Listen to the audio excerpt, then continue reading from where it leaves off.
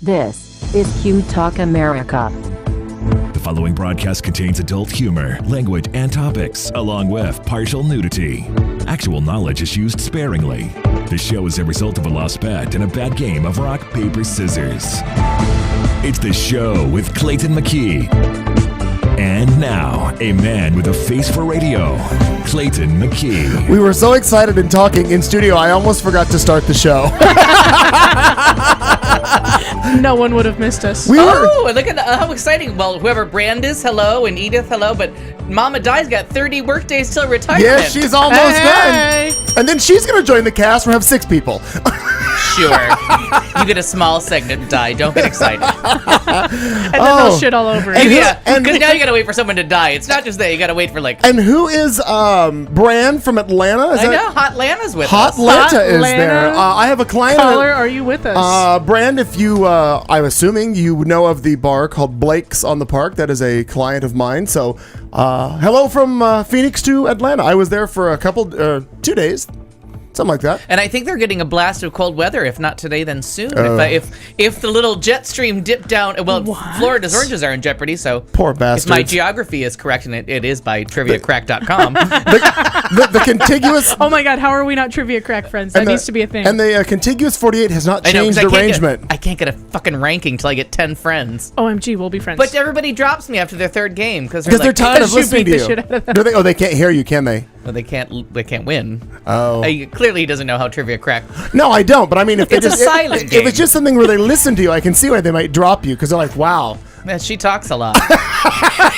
And that tone, that condescending tone. And the pitch is just that pitch. I was so worked up to be offended, and then I remembered, you're talking about me. All right, Oh, the girl who makes Good Morning sound like fuck you is going to get all judgmental. Not going to happen. Yeah, don't talk to me until I've had a whole gallon of coffee. That means that's you, not me. Hello, everybody. Show 202. It is the 10th of February, 2015, at least from where we are. It may be another day where you are, or if you're listening to it in a repeat. Welcome, people of the future. But I like that, and I think it's important to welcome them. Yeah, we should. Yeah. And the ships at sea. I do want to say... Are the ships at the present? I don't know. I was told there'd be no math. I'm out. I gotta go. That's not present. Some of the ships are right now. Some of the ships are in the future. That's right. You never know. You can't be sure. There could be spaceships. Little programming note for those of you wondering why that empty chair is sitting there with a bar key in front of it. A, because Kat had to open her beer. And B, Katie June had a family emergency. You know, people get fevers and colds, and you got to take care of family. So I told her that she needed to go do that and not play with us. But she may join us in the chat room. So if you see Katie show up in there, we'll play along with her. Yes, very good. That'll be fun. What? And Cunt gets used in the chat room now before we get to it. God damn it. Wow. I think we need a contractual obligation from... Oh, turn Marnie's on. Now that Marnie's here, I'll turn your mic. Oh, look, Marnie's There's here. Marnie. When did you show up? Did I see you? A few minutes ago. Yeah, you almost ran over on the street coming down the...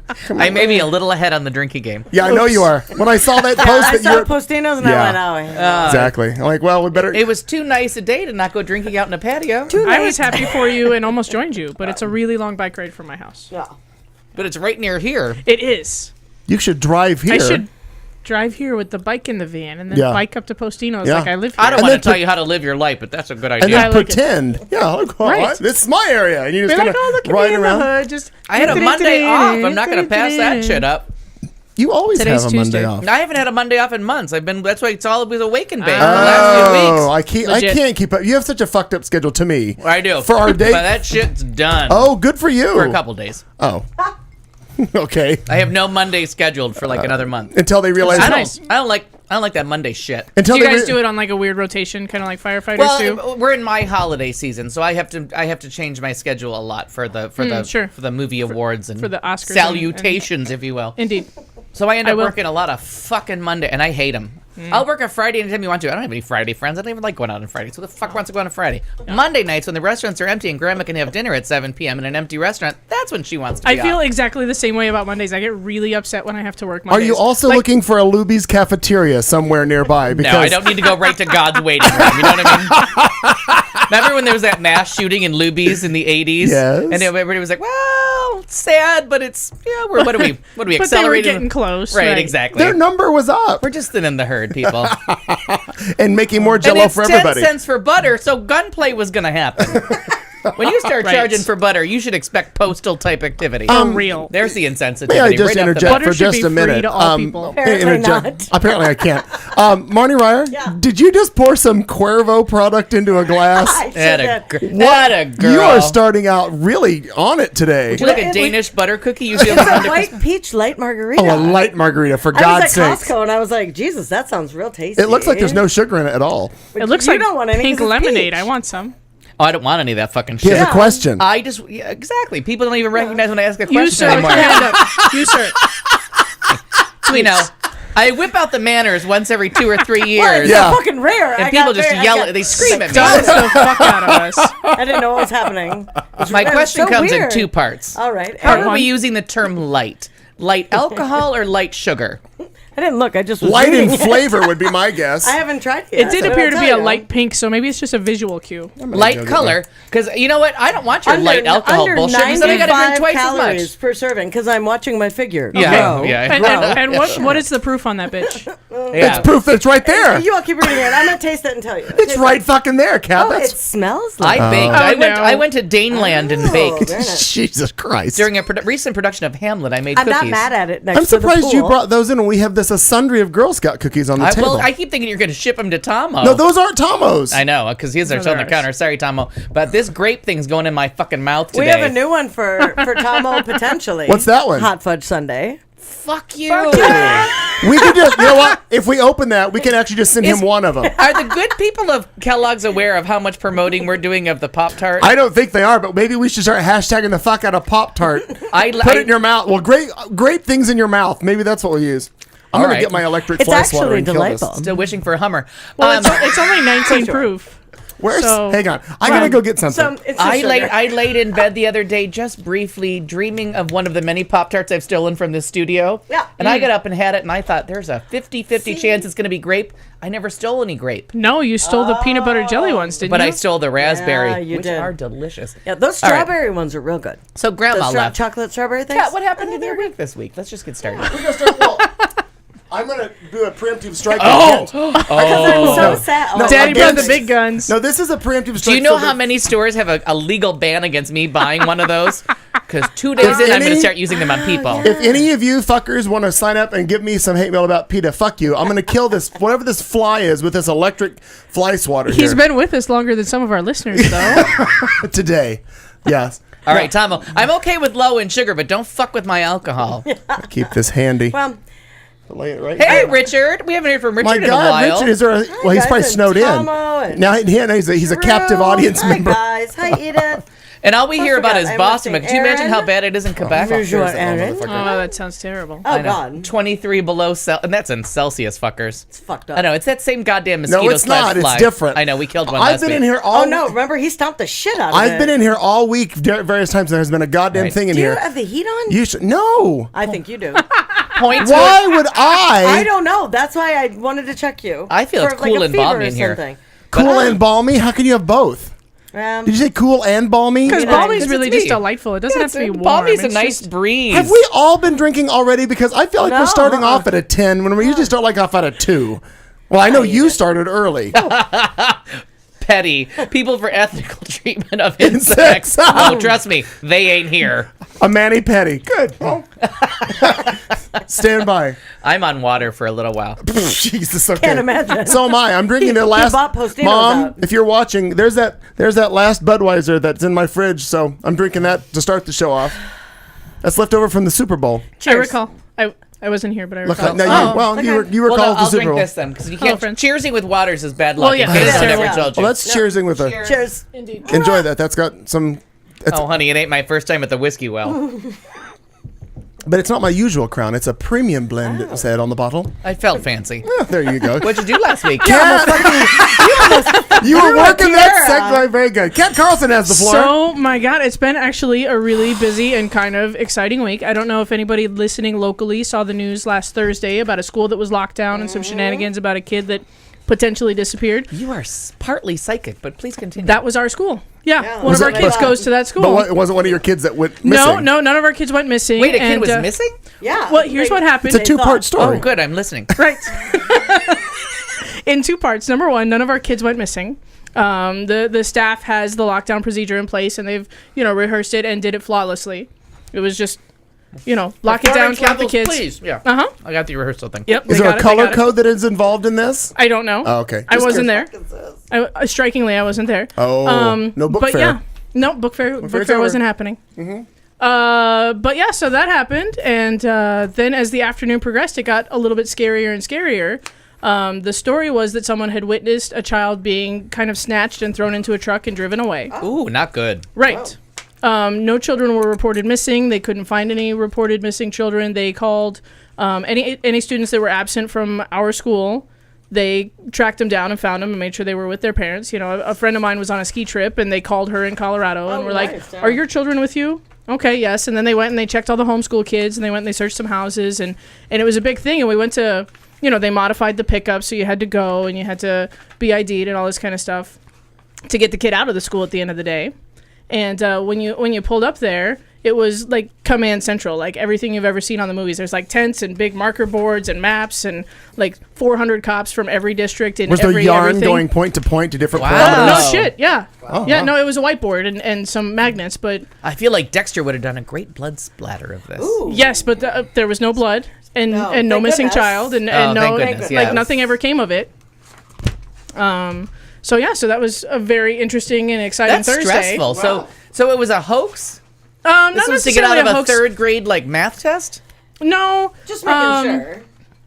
they think because the guy witnessed this happening, but they think it was just a legitimate kid, being either roughly taken by a parent or you don't always know. Like sometimes The kid jumped in the car, right, whatever. or maybe the kid was in deep shit trouble and you know, Right. like Our mama was late and didn't have any wine in Right. her purse. This shit happens. you're, like your parents have never That's said to you, get the real. fuck in the car or I'm going to throw you in the car, and then you smart off and you get thrown in the car. Like, Right. These things happen, and they're not always abusive and terrible. But yeah, no, it was well into the night before they decided that they had exhausted all leads and could go And nowhere everyone with was it. accounted for. Oh my god. And everybody that they could count was accounted for. Yeah, Thank goodness. thank goodness. Oh yeah, definitely, Yeah. definitely. That's fucking terrible. Because some things are funny and some things just aren't. Right. But we are terrifying. very Even I can't excited find a light and comment on this. No. yeah, and we are, we're very involved and very intertwined in the school, and so we were very excited to actually be in that school. And if it was going to happen anywhere, You're the glad school, it happened where they had such a good plan. right? They had a great plan, and the staff did a wonderful job, and they were, walking kids, teacher to kid to every car. Like there was an adult with kids at all times when they were exiting the building, and it was a whole big thing. So I missed part of the story. Did it just wind up being a dwarf and an F-150? What was the deal? Basically, yes. Okay, all right. I just want to make sure. Yeah, Little man syndrome. And Brian Williams for the recap. Oh, Oh, just heap on it. that cut's a little close to me right now. Very A nice. little sensitive. and then what else? Other than that, I've been Were you in the Chinook too? No, he was in the other one. Oh, about a mile He was behind. We were in on the Titanic together. That poor fellow. Continue on, Cap. You report one kid missing, and the next thing you and know. the next thing you know, other than that, let's see. Today I was doing my best Sporty Spice impression. Ooh. I know. Well, Can what you give what us a little happened bit? What is that? Yes, please. I'd like to see this. Tell me what you want. What you really want. Show me on the doll. Is it too early?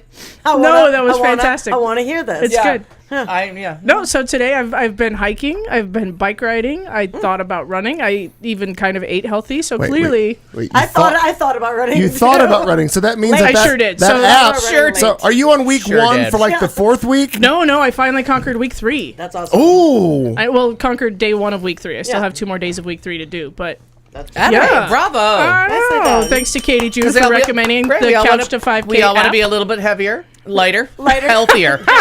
Which one? Which one? C. I'd like Well, to pick D, C. D. I'm really good at being a Yeah. little bit heavier. I'm so good at thinking about running late. Right. But I thought I may we'll see I how many actually cocktails I get in, because I can succeed. still manage the run with 2 cocktails in. I don't know about 3. I think that might be a little much, but I may go run after Might the affect show. your Very quality of running. I have I don't found. care about quality. I just care about getting it done. Show me how you run like a drunk girl. A screw Call me at cap. 11. Brought to you by Spotting or I'm telling you, tampons or something. Ellen, a screw cap with a straw. You're fine. You don't spill anything. It's good. Oh, that's nice. Third cocktail. They're called sippy cups. Yep, I got one. See if I can Children get and this lid on drunkards my know about beer. this. I have that on the handlebars of my bike. Work it out. It's nice. Have a nice drink holder. Works out well. Drunkard. No. One of the two. We call it hydration. Oh, sure. Yeah. Madam Ryer, I think it's your turn to be shit Well, on. thank you. Well, Slightly older than Lady Ryer from last week. Well, correct.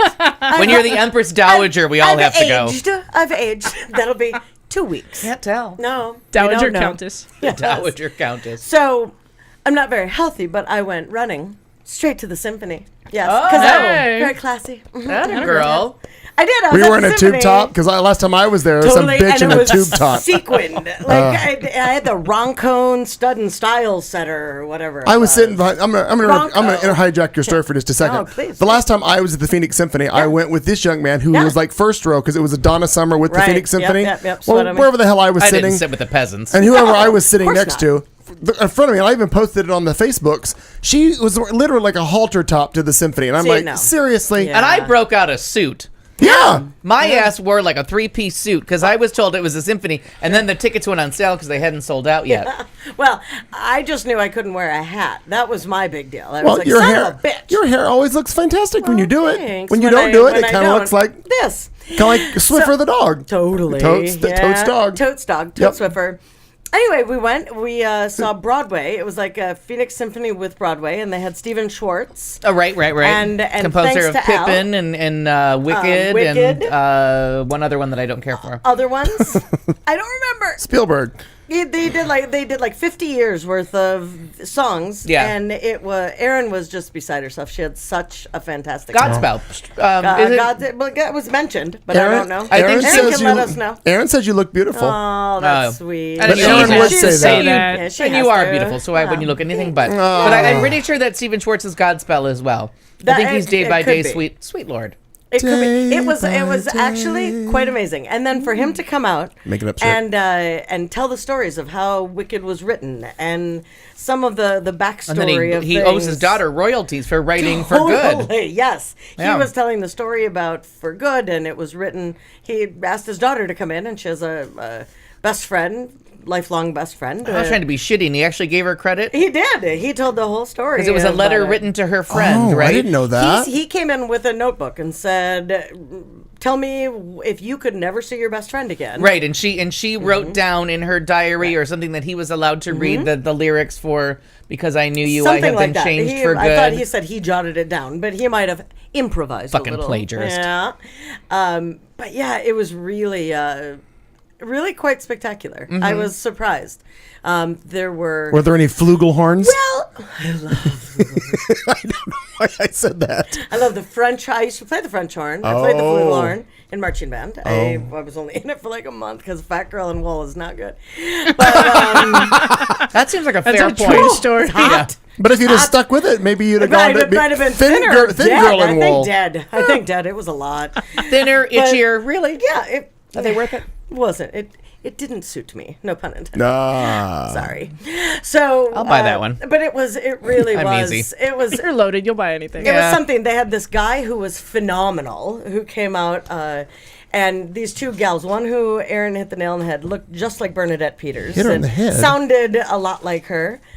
This other gal was quite amazing and was the one who sang "Defying Gravity." Mm-hmm. And then there was. Well, no, we've already lost all the Asians, haven't we? Oh, years Oh, yeah, ago. they're gone, yeah. I wrote I them don't mean down to be weeks rude, ago. but love of Christ. The woman came out who was, she should have just known her place and stayed with Miss Saigon because she was the original Miss wow. Saigon. I'm not kidding. Damn. She was like It's not the- Leah Salonga. Yeah. Goddamn. You're going to awful. say something bad about Well, I Leah don't know. Ask Salonga right now? Erin, was that who it was? Because real bad. No, it wasn't Leah Salonga. Okay. Couldn't well, have been. then fine. Because real bad. Miss Saigon. Whatever it was. She came out and sang beautifully for the Miss Saigon piece. But then they had her come out and sing for other things. She did Les Mis. Oh, then it was Leah Salonga because that's her role. No. She was Which not one? in Les Mis. She was only in Miss Saigon. No, well, Whoever Leah this person Leah was. Salonga is the most famous person that ever played Eponine. Oh, no. On my No, own, she- pretending he's beside me. Stop it. I'll cry. That That certainly was not her. No. Erin, Find out who this was. Please look that up. I have Google right in front of me. Who am I Googling again? I don't know. The Asian who was here Saturday. The Asian.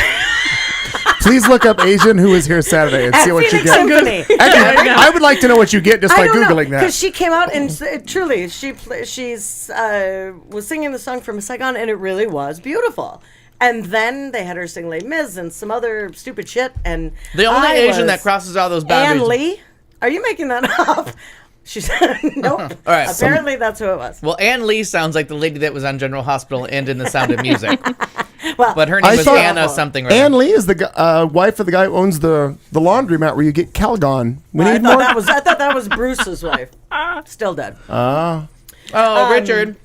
See you next Tuesday, honey. Oh my God, Richard, we've just started on this adventure of... Get some good sleep, It seems honey. we just get Thanks started. Before you know it. So, but anyway, it was 3 hours lovely. and And we 14 went minutes to North for dinner beforehand. Have you guys been Yep. to North? I love North. I have not been to North. Those are lovely. Oh, then we should all go. Cause We should warn them before we get there, though. We should do that.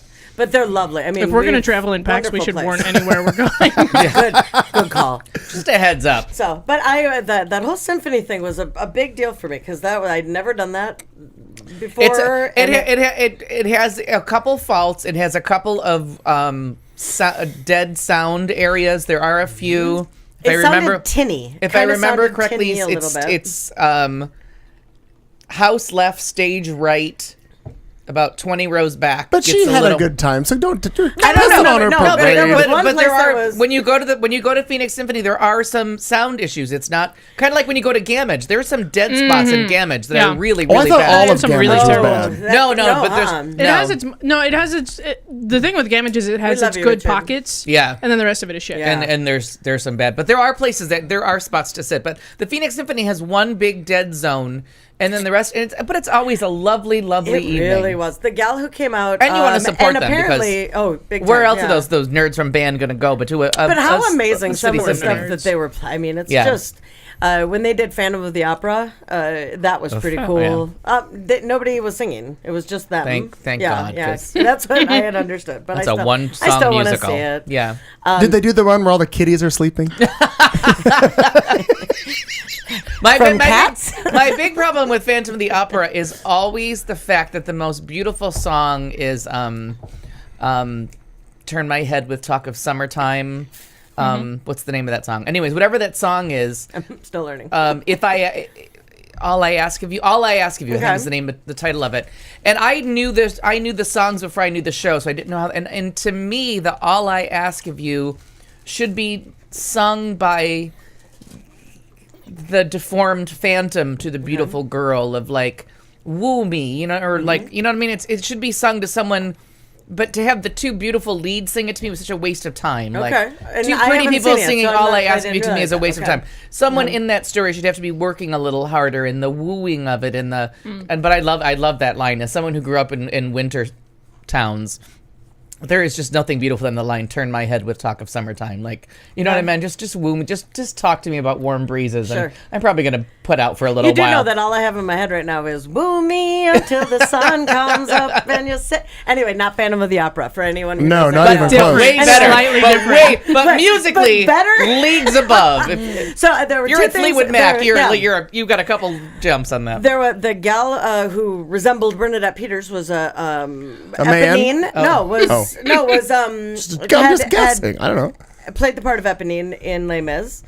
And I thought that the Asian gal, God bless her, maybe should have been in Avenue Q. But Secret Asian Man. Oh, she but sung to Secret Asian Man. But the one that the Asian that was in Avenue Q is hysterical. That's what I mean. She Secret should have been the Asian Man. Nice. Dun, dun, dun. I'm just That's reading so what Edith funny. wrote. So Edith put in there. Well done, Edith. Yeah. I like Oh, it. but and I don't know A if they're lot. talking to it, but the Asian Asian American doll, the doll that's Asian American. Please Google it. that. Find the link. It's so funny. And all they can't have her say anything or wear anything or do anything No. because it's all offensive. Incidentally, that's the first thing that comes up when you Google that Asian that was here on Saturday. No shit. And every time you think you got to count SNL out of the picture. They do the Asian American doll, and you are like they just want to pass for the whole season. That was it can't say anything, it can't have friends, and it can't talk, and it can't have a car. Oh, can't have a car. I saw Because that. everything they do turns out to be a racist joke, and it's horrible. So the doll can't say anything, Right. and there's nothing on the box. It's just an Asian on a plain box, and that's what you get. You have to make all your own references because anything they say will be racist. You can't give her any Native American clothing because she's not. She's Asian American. Oh my god! So many. nice. I've seen it. It's pretty funny. funny. It is funny. I love it. I love it. Oh shit. I'll ask you. Well, No, and all I ask you, it's out of context. It is a beautiful song, and I awesome, first heard Laura. it at a cousin of mine's wedding that I went to, and she lives on Lake Ontario. She lives in a place that's just devastated in the winter by those fucking storms coming off the lake. But in the summertime, it's beautiful, and she got married in her own backyard in this beautiful tree-lined, like lit up like a midsummer night's dream. It was so beautiful, and when the guy sang the lyric, and I had never heard anything from it before. And when the guy sang the lyric about "Turn My Head with Talk of Summertime," I had just such hopes and dreams for this song to be like fully realized when I saw it on stage, because I thought that line was so magical. As when you grow up in winter, you can really get somebody turned on just by whispering about warm breezes and fireflies. Right. I got a boner. Were you Because a- it's 23 below zero. Bam. Were you a lion in the winter? A lion in the winter. Oh my God, 31 days of Oscar is ruining me. and here is this, by the way, Faye What is it? Hanley. That's what Oh, okay. Fat who? Faye and Lee. Oh, Faye and Lee, not Fat and Lee. I'll Google it. Sure. I don't Well, know. couple Maybe more- later. Couple Could more be. pop We don't cards, and I'll know. be playing Fat We don't and know. Lee. I'll be playing all the parts. In a really overdone production of The King and I. Mr. Perkins, what have you done the last week? Well, I worked the beginning of the week, and I've had several days off. I did a bar crawl on Friday, which I'm sorry we missed you. I'm so sorry. But didn't come. I have to tell you, like, if you're in the greater Phoenix area at any point before it turns to 170 degrees, a late night at the Luster Bar on the third floor of the Palomar Hotel, overlooking downtown on a beautiful, beautiful, beautiful winter night. It was so beautiful, and the charming bartender / groundskeeper, whatever the fuck his job was, came Sure. over and he lit the fireplace next to me, and then he wished it around with his hand, because I don't know if it wasn't really fire or what Was was he going on. Esmeralda? 'Cause What that's the what hell you was do. he? No, he really did. He came around, and they're in it like the old David Sedaris jokes. It looks like you're 2 hours late to a cremation. It's just white rocks with Right. fire. Yeah. Oh, yeah. And he came around, and they lit it, and we Jews are just sat unhappy. there, and it was some friends of mine that lived exactly not so much. Write Jews down. Oh my God, I made an Anne Frank joke earlier that just fell like a rock. It was terrible. Tonight? No, to one of my Jewish friends. It just Yeah. like a I didn't stone. catch that at all. Oh my God! Work will set you free. Remember in Arrested Development, he was dating Anne, and they would all go her. And then at one point, it was the father hiding in the attic, but Michael thought that George Michael was hiding his girlfriend in the attic because no one liked her, and he's like, I think he's hiding Anne in the attic. And Portia de Rossi goes, from who? The Nazis? And it just. See, there's But an it Anne went- Frank joke that goes. It went so into the conversation, and you were in and out of that joke so fucking fast that you were like, oh, that. What? Anyways, so Luster in the top, and we were supposed to do like 8 more bars. I think I had 7 glasses of wine there, as everyone bought around, and we were smashed and had a delightful time. We went to Hanny's, had a lovely time, ate 2 pizzas in like 26 seconds. But our tour of downtown Phoenix made it. Well, we started in Tempe, and then we made it to Phoenix. And that Luster bar is just beautiful. That's fantastic. You cannot argue with how beautiful that bar is. And we were trying to make it to the Clarendon, but then I read in their post that they don't open their rooftop bar for another week. I think Valentine's Yeah. weekend they Yep. open their rooftop bar. And the weather here is just spectacular this week. And it was so nice to be off. Oh. And Sunday I did the Willow tour of homes. I've done that before. That's lovely. it's It was wonderful. a lovely day, but it turns out that's a 5K. Yeah, it's There a was lot. there's a no lot getting of around walking, that. yeah. Because we walked from McDowell to Thomas to McDowell. Then Right. a friend of mine lives in the Roosevelt district, and she's remodeling her house. So we went and saw her remodeling. We had some beers with her. Then we walked all the way down to Fez, had lunch there. Took the train back up to the Willow district, looked at a couple of more houses, and then walked back to the train. I was fucking done. Well, 2 sure. red stripes and a Bloody Mary later, and 5 hours. I was in the sun for 5 solid hours, even with sunblock, and I'm like, I was a lot. toast.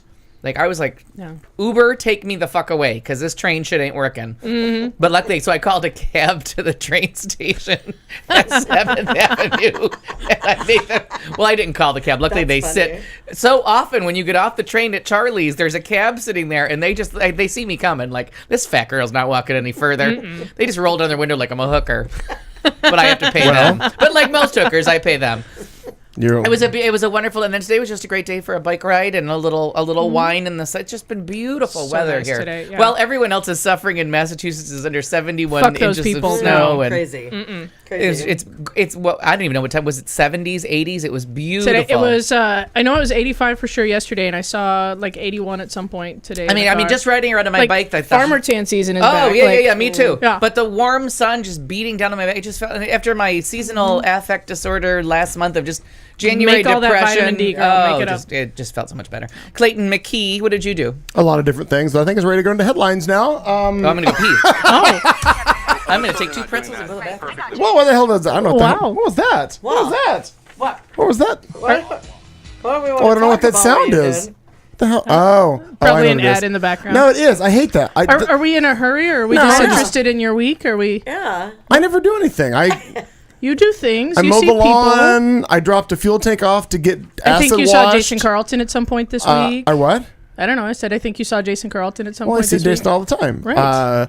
Well, I was pissed off on that Sunday that Al decided to abort the day because he was drunk. Because they did a big bike rally, the bar crawl bike tour, whatever the fuck they call it. The Bliss Rebar people did. Yeah, Jackson Kelly. Right. So they were doing all that. So Ruben from Charlie's texts me that I'm boring. Oh. Because I didn't get up and be at his house at 12:15 to join them. So he's texting me like at 1 o'clock, and I'm like, I can't. I got shit to do. He goes, what are you doing? Sitting around fucking with your computers? And I'm like, you don't know what I'm doing. So Right. then You don't know my life. you don't know me. No, he does kind You of. can be the boss of me. But So then somebody posts a picture of him, a picture from the group at Cobalt on Facebook, and I'm like, fuck you. You're wearing a blue and white striped shirt. Right. And he goes, oh my God, you're stalking me. I'm like, no, I'm not. I have Facebook. He goes, well, it's black and white. I'm like, semantics, whatever. You colorblind bitch. Get it Right. right. So he's like, well, something about joining us, whatever. So I'm like, all right. I finished up what I was doing. I changed clothes. I had a cocktail made, and I literally, the next stop was Hobnobs. Mm-hmm. That, which used to be called Willow. No. Oh, it's been like Fifth, something- Third Avenue in McDowell. Some crack house. It whatever was the hell called it's called Willow something or other, but it's been Hobnobs for Hobnobs years for a and long years time. now. I don't go there. Anyway, the problem is... I do. The food is so wonderful. I Wonderful. get From what I there. heard, I haven't been there. ride my happy ass I was listening to the Eagles tribute album that they did in the Fairy Artist. Nice. I get all the way downtown, and literally I pedal up to the front of that fucking thing, and I get a text from Ruben. Oh, by the way, we left and went to Charlie's. You fucker. Son of a bitch. Pissed me off. So I'm pedaling back up through all these fucktards walking across Third for this Willow House, whatever debacle, whatever that is. Oh, and those houses make you feel homeless and poor. Yeah. Because those houses are spectacular. And then I'm going to interrupt you. Sorry, it already happened. Too late. Fuck it. We went to open houses because people that are selling their houses know that that's the day to have open houses Sure. because you have so much foot traffic. Sure. We went to 3 open houses with realtors. Oh, my sweet baby Jesus. What are they going for in that neighborhood? Between Billions and billions. no 450 to high fives. Yeah. But the amount of house you got for the high right. 3 houses. Gorgeous and great location. The one had freshly done. And a 3 living room, 2 bedroom house that had a basement that turned into the greatest rec room of all time. That I was like seriously ready to masturbate in. It was so beautiful. Wow. And 2 guest houses. I get arrested one for was that. a That full, happened in Florida, I One think. was a Don't full do that. studio apartment, and the other one was just a lovely lounging area. So A pool I mean, house. right, but no pool. But Yeah. the so you had. I mean, you could have 5 people live with you, and all of you throw different parties, and you'd never see anybody. Let's go by that. I mean, that house, that was the perfect house. Yeah. It was beautiful. And I'm like, this is reasonable because you can rent out both of those spaces as full on apartments and no one would bitch about it because the one was appointed beautifully. And the guest house was nicer than my house. And I'm like, what the fuck? Yeah. But it's such a beautiful, relaxed area. Everyone's so friendly. You're just walking around. They're selling soap and shit on the street and kettle corn. Get a kettle corn vendor on your corner. What gotta go wrong? And like street truck. I'm sorry. You probably should have just stopped in Willow and had a wonderful afternoon. Oh no, my God, I would it have had was a horrible delightful. afternoon. I don't want to walk to all these people's houses and steal their shit. And eat kettle corn and masturbate in the basement? Come on! I have things to do, and I interrupted my day to go join people that were supposed to be on this bicycle tour with all this, and then I text him, and he bailed. I'm like, fuck you people, I'm I done. didn't bail. I started at 10 a.m. Sure. But you bailed and Ran went out of home. gas right. is what you did. Yeah. Regardless, however you want to sell it, you bailed out on the afternoon because you were done. Well, I knew that getting up at 8:15 in the morning, this was not going to be a That long was day. not pretty. That was not part of my criteria. Right, exactly. No. So anyhow, it was that, and then life goes on and whatever. Sure does. And now we're here. The happiest part was mowing my yard. I got the most satisfaction of that out of I anything. think, See, you never I had to think get on you a should bike. come over, just drive past the house and then kind of peek over. Oh my God, the yard looks so good. Oh, good. I thought you were trying to hijack me into mowing your shit. No, Right. I don't require that of you. So and you- I've never requested that No, of you. no. I mean, it almost sounded I like mow a my sale. own lawn. I turned off my sprinklers for 10 days, and my lawn is so green and lush and beautiful from all the natural rain from El Nino, from the Christ From the child. Mine El is Nino. just a green, lush landscape. Yes. It's gorgeous. Very nice. It makes me very Clayton, we're happy you could join us tonight. Yeah. Thank you. We're happy you're here. That the lawn looks well enough for you to entertain. Yeah, I'm happy to be here too. Here we go, kids. We'll be back with headlines right after this, so please stay tuned. If not, enjoy your evening. You're listening to Q Talk America. And now, we dance.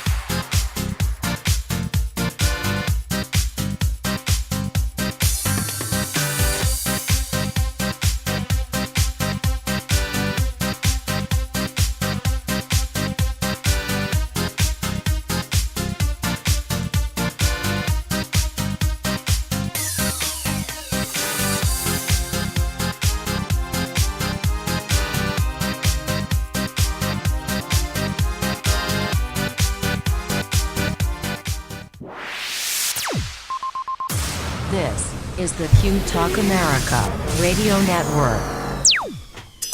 All right, here we go. See if we can get through some headlines. There will be lots of crosstalk tonight because so much shit is happening in the world. So get ready, get a drink, and hunker down.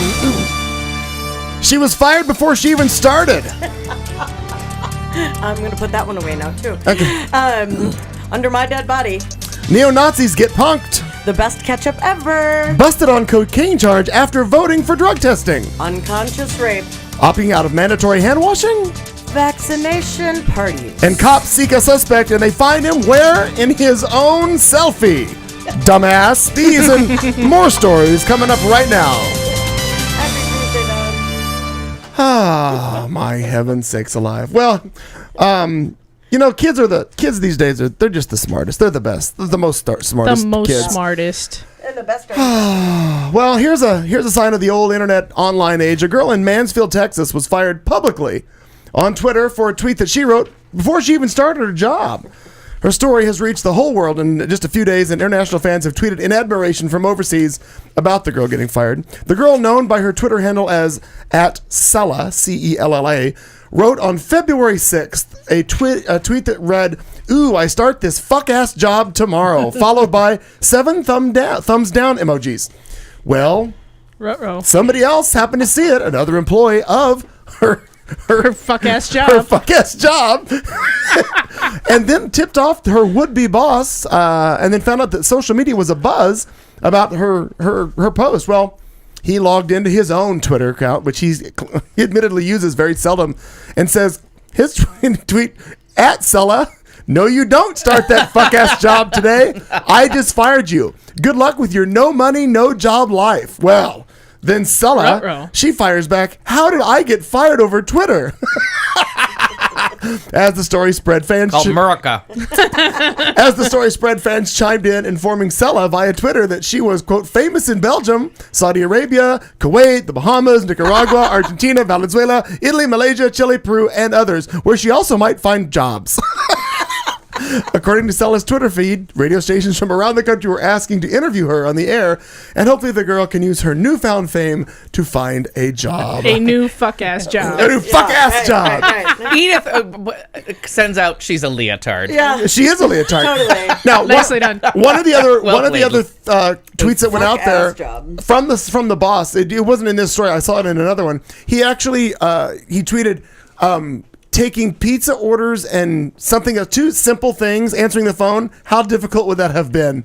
Yeah. You're right. Dumbass. Yeah. The Exactly. fuck ass So job. she was Fuck-ass. clearly working for Domino's. and Wherever Pizza she, Hut. I don't know where the hell. The worked local at pizza shop. I worked at a pizza place. My first job at Carboni's. It was my favorite job. It certainly wasn't a fuck ass job, and it was so much fun. The And yeah, interview that's what we did. my interview would be like, how many free pieces of pizza do I get per shift? I mean, and that was what he said. And eat free pizza. I think- I would be like, keep your money. Win. Here's Yeah. what Don't I work for pizza. Here's what I'm thinking about this. your fucking problem? I see the tweet and I think to myself, this is just an accident of vowels and consonants because kick ass and fuck ass are just two Good letters call. different. Good call. I think Autocorrect. it could I have have autocorrected I have a it. So pornographic now- autocorrect. She might have. Maybe she uses fuck a lot and not kick a lot. Sure. My phone corrects things to fucktard now because I use it so much that all my Apple devices have fucktard as a choice. Then like when he says, "I'm going home," fucktard, Fucktard. going home. Yeah. My phone capitalizes fucking as if it's a proper noun. Yeah. Yeah. That's awesome. I do. It is a Apparently, it's proper I like important it. enough that I have to capitalize I like it's it. a self-learning kind of thing. I love that. Yes, Tomo, actions do have consequences. Very much so. But No, that go was and fucking work. You got a job. How Yeah. many? There are people out there that who's want to who's get a paying job. for her Well, fuck no ass matter phone? what you're doing. I don't give a fuck Right. where you're working. You know, Work. the thing that And don't shit where you eat. How important a Oh lesson my is that? God. the thing that these millennials are learning though is that Harrison. people are watching, Hi, and the Harrison. people that are not so very hip are the ones that are still in charge of all of the employment. That's right. And so it's a learning curve, and apparently these millennials are not very bright. Well, No, I Jeb, think that's true. Does anybody have Jeb Bush's communications person, or who is the guy with Jeb Bush? I don't know. All right, everybody Google Jeb Bush's. No, I have a Jeb Bush- I have a Michael Shivo thing. Somewhere, Jeb but- Bush's campaign now has the guy that he says. Oh, I'll just Google it. But Jeb Bush got in trouble for and his. NYPD Pizza as a plug. Yes, Laura. I think his communications director is a young guy who tweeted all of these horrible things. But while you all chat, I'm going to Google that because Okay, yeah, because I don't have His- that. I had a different thing about Michael Shivo. Under my dead body, Charles Manson said. Oh, I was going to say that was hot. This story. I had done the story about Charles getting married, and that was a little too much. The wedding is off. The wedding is off, guys. I know that you had plans. I know we all had lovely stripes I picked ready out a new to suit wear. and everything. Ditto, pinstriped. I know. Durr. But the news of Charles Manson's recent engagement to this woman in her 20s, What was her name? apparently, dumb cunt. I'll allow it. She sounds Asian. She was here this weekend. She was here this past weekend. I know that. Other Asian. Yes. Afton Elaine Burton something. I don't know. Maybe she's 27, but she goes by Star. That's right. I'm like, that's not the right name. Stars. Oh, okay. Star. Star. Yeah, they had applied for the marriage license in November, but apparently a new twist came up. According to the New York Post, Star, the engagement was a scheme by Star. oh whoops. Because who Say wouldn't it want to ain't marry so. that gorgeous bastard? It's a star scheme. Star scheme and Star Hutch. scheme. Oh, well played, well there you played. Well played, and he's Huggy Bear playing Yeah, the role of. got it. He's lovely. Yes.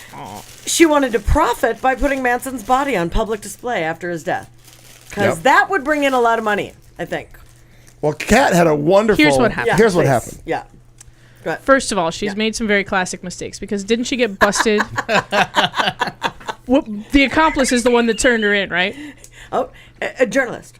A journalist. Yeah. Okay, so she made the Scooby-Doo villain mistake. I bet you Brian Williams Is is what using the she has same word done. for journalist Oh, right that's now. actually, you're right. It was a collaborator, Heidi Jordan Lee, Right. who was the other Asian that was here this week. The Scooby-Doo villain mistake, wherein you reveal your entire plan when you don't have to, and then get busted. And she would have gotten away with it too. For those Having those If it If it weren't wasn't for those meddling kids. Exactly. fucking Well played. shenanigans. Well Damn played. it. Well, Manson is Mr. 80. I don't see Green. why. No, I mean, she wouldn't have to be married to him long. I wouldn't think, but Anyway, the Long enough license, for him you to never die. know with him. He could be around for a Well- lot longer. If I'm not mistaken, part of this story is he thinks it's ridiculous from the beginning because he's immortal. He believes he's immortal. It says that in one of the stories I read where he doesn't think he'll ever die. I don't either, so I'm kind of with him there. The idea of him being, I can see that, but the idea of him being in a crypt after his death, like the tomb of Lenin in Moscow.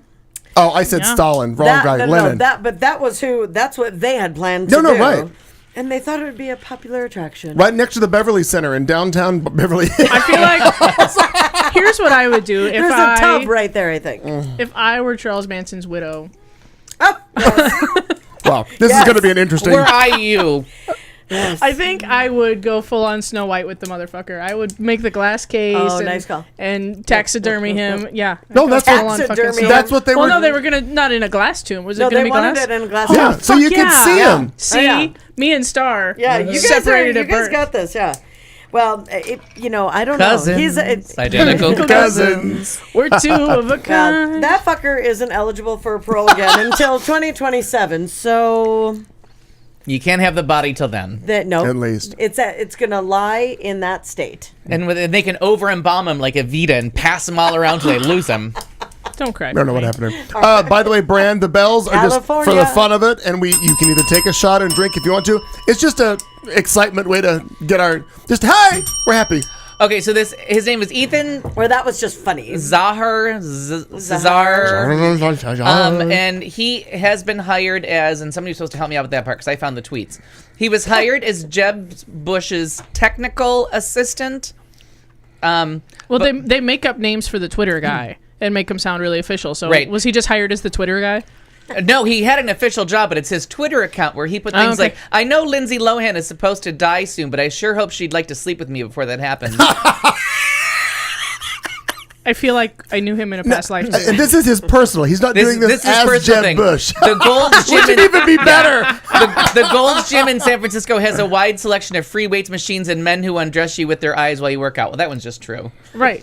Sounds like he's a journalist. But he has a couple rapey ones. One is about today I spotted a chick carrying a book and I checked out the title of her book before I checked out her. What's happening to me? All right, some of these aren't that bad. I saw a sign that said drunk driving kills, but that's not logically correct. It should be having accidents while drunk driving kills. Again, that's not horrible either. There are now 12 girls that will never amount to anything greater than being some girl that slept with Tiger Woods. Oh, he had one in here that was kind of offensive. These aren't that bad. I think people were overreacting.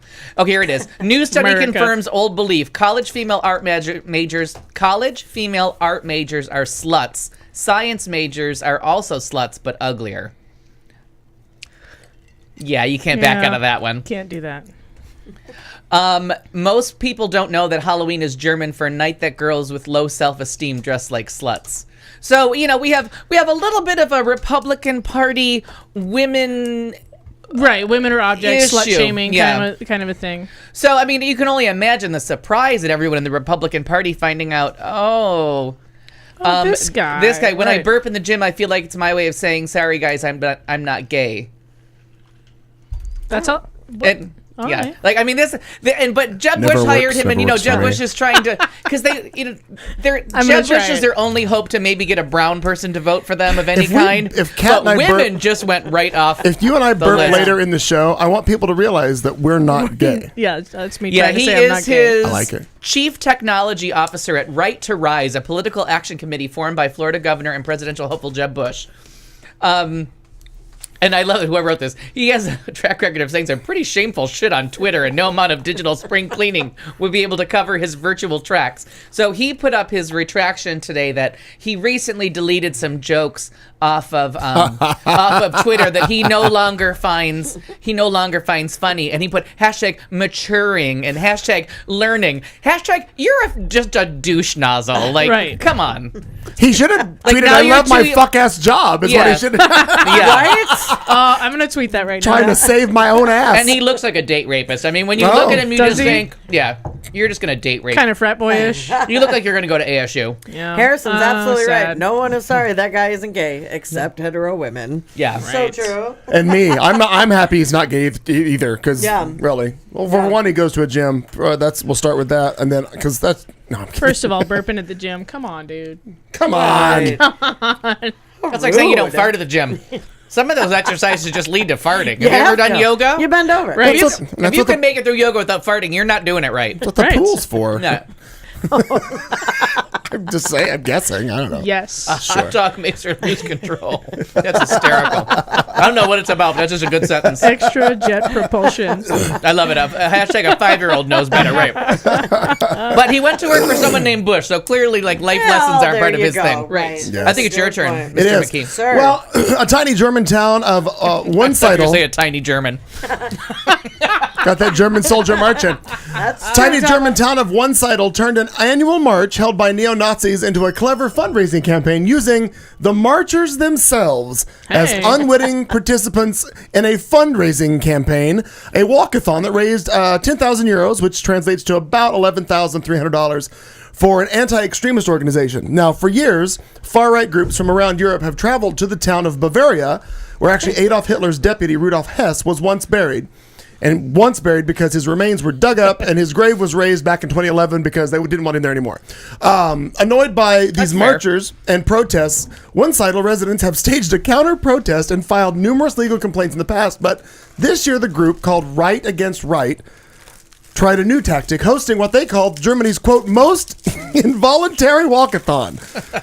Right Against Right asked residents and local businesses to sponsor the 250 marchers and pledge $11, which is like 10 euros, for every meter that they walked. And the proceeds would go to Exit Deutschland, an organization that helps people safely escape from such extremist organizations. Quote, we want to show what else you can do, what other courses of action you have, said Fabian Wickman, a Right Against Right organizer and education researcher for the group called Exit. You can do more than just block the street or close their shutters. A YouTube video shows Right Against Rights turned the march into a spectacle, hanging motivational signs throughout the route saying things like, if only the Fuhrer knew, quick like a greyhound, tough like leather, and another sign that said, as generous as never before. Obviously confusing some of the walkers. In addition to pinning markers on the street so that the neo-Nazis would know at every marker point just how much money they'd raised That's awesome. against themselves. Yep. I love it. Right and Right were even kind enough to provide sustenance so that the marchers would be sure to finish their trek with a table of bananas left out with a puntastic sign that said Mein Mampf, which translates into my munch. So they actually raised Yeah, I like it. they raised $11,000 by walking for their cause against their cause. I think that's fantastic. It is fantastic. I feel like there's a producer Yeah. sequel about to happen here. They didn't. If you want to Google it, you can. There's a YouTube. I sure did. YouTube video about it, and it shows that this town decorated the whole goddamn city with banners and shit. I just thought it was fantastic. And then they realize about when they're done with the walk. Oh, we've been punked. Yeah. All I had to Google was springtime for Hitler and Germany. Deutschland is the happy and Fuhrer is gay. coming. The Fuhrer is coming. We're marching to a faster pace. Look out, here comes a master race. Work will set you free. Springtime for Hitler, Germany. Watch out, Europe. We're going on tour.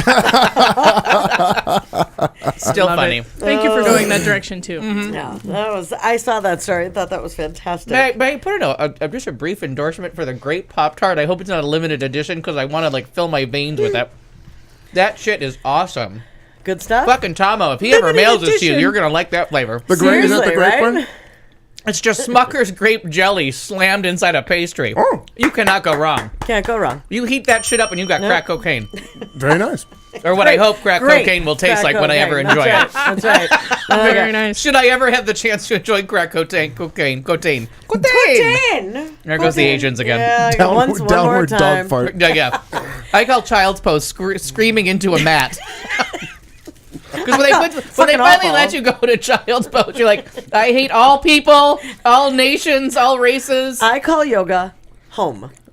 Just stay at home. Just go home. Just yeah. stay at home. Just And stay you've at ever home. done that hot yoga where you sweat like a beast and you smell like your own ass What's for an her hour? name? That is wrong. Katie June talks about that, and it sounds awful. like- Sounds just like summer. It's like Hiawatha It sounds yoga. like summer when you fall down. It's terrible. Yeah, I don't like it. It's awful. And No everyone reason. around you smells like their ass. Okay. And they're all farting. And they're all bending over toward you. Right. No, I do not want to be in the back of the room. They're And presenting their apparently asses not like in the front. baboons. It is unpleasant, said the New York Times. Yeah, don't wear red. So. Or at least tell us you throw like a girl. Apparently. So we know you're in an ad. Exactly. All right. So I am thrilled when it comes to a new condiment that is coming out. What? Ketchup? Sriracha. Oh, Shut Jesus. Oh, it makes me happy when skies That'll are be the gray. second flavor. That'll be the second flavor of crack cocaine when I'm in charge. Totally. I have to tell you that people say, "Oh, do you want ketchup on?" No. Do you want sriracha ketchup on that? Yes, please. Yes, please. And no, more, please. Heinz just announced it's releasing a new tomato ketchup that is blended with sriracha. Thanks to the new flavor, you'll no longer have to make the agonizing decision of choosing between ketchup and sriracha when dressing up your meals. It is agonizing, by the way. I can only imagine. I only use sriracha otherwise, if that's my choice. You'll never have to take on the daunting task of combining these condiments to achieve the ultimate ratio of the sriracha and ketchup ever again. Now you can enjoy your two favorite condiments simultaneously within a single bottle of perfectly spiced ketchup. I have a fear I'll just sit on a dark day And in front of the kinda eat it. refrigerator and just squeeze that shit into my mouth. I'm not mad about that. Because I feel like that's a picture of 3 different squeeze bottles that I could suck on. I have a kid that does that with regular ketchup. He Yeah. just Oh, eats it with really? a spoon. Yeah. See, but add that sriracha. Like I it's pudding. feel like that bottle would become a teat. Yeah. We're going to be able to find this at Target, which makes me even happier. I'm going to write this down. Just don't go to You'll Al's never house. be able to go back to ordering. No matter how nicely you're one of invited. the things, Just don't go one of the to things I have to Al's. ask in reference to the This story badass was condiment. what's the line about never again will you have some ratio issue with this? What was the Yeah. line? Because they Mix in ketchup. made up your mind for you. No, but I'm saying, was this really a crisis of Yeah. people not knowing Yeah. how much What of was either wrong one? with it? Now, Really? I saw there were 3 teats Look at on me, your. I'm all- yeah. I feel like you had 3 teats No, there. it's Is it actually like just- hot, mild, and medium, No, or more no, it's ketchup, just less sriracha? Slap your mama hot. I don't know. I don't know. Mama. Ouch! Ooh. And, Oh, I gotcha. it just depends. What's the difference between 6 and 8 inches? Ooh and ah. Right, apparently. Maybe. Actually, $40 and $60. I'm just guessing. Exactly. Phone call to a different friend. Yeah. Different app. Get a There you different go. app. Right. That's all I can tell you. I don't want the minigrinder.com, please. We're going to have to. I'm telling you, we got to find that. There you go. I'll be bringing that in for at least Al and I. I don't know if no one else would like the sriracha love. I'll try it again, but I've just not been on board with that. Molly's joining So us good. now. I am so excited about that new Greek place across from St. Joe's.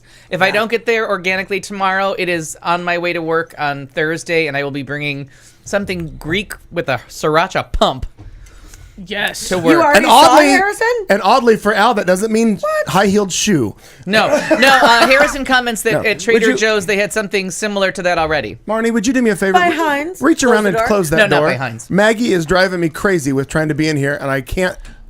I don't want her up here. I think that's like She Budweiser. misses you. I think Trader Joe's would just shoot Sure. you in the head if you mentioned Heinz in their Heinz building. there. I know, that's not like a Trader Joe's. Oh, You could, they will- you could just see the disgust and contempt in I'm their actually eyes. going to try it and see if I get escorted out. Yeah, exactly. Do you have Heinz? Hey, y'all got any Heinz in here? Yeah. Where's your Heinz Yeah. ketchup? Y'all got any Heinz? Y'all That's got what I'm any gonna Heinz? say. And Budweiser. From the midst of... That's like going into. I'm going to go into North Scottsdale Trader Joe's, put on the redneck outfit, put on the redneck accent, and ask for some Heinz. I just like it. And wait to get just escorted out by a man with too much beard and It's like not going to enough Ruth's Chris deodorant. Yeah. Steakhouse and asking for. I would like to adjust your beard to deodorant ratio, hipster.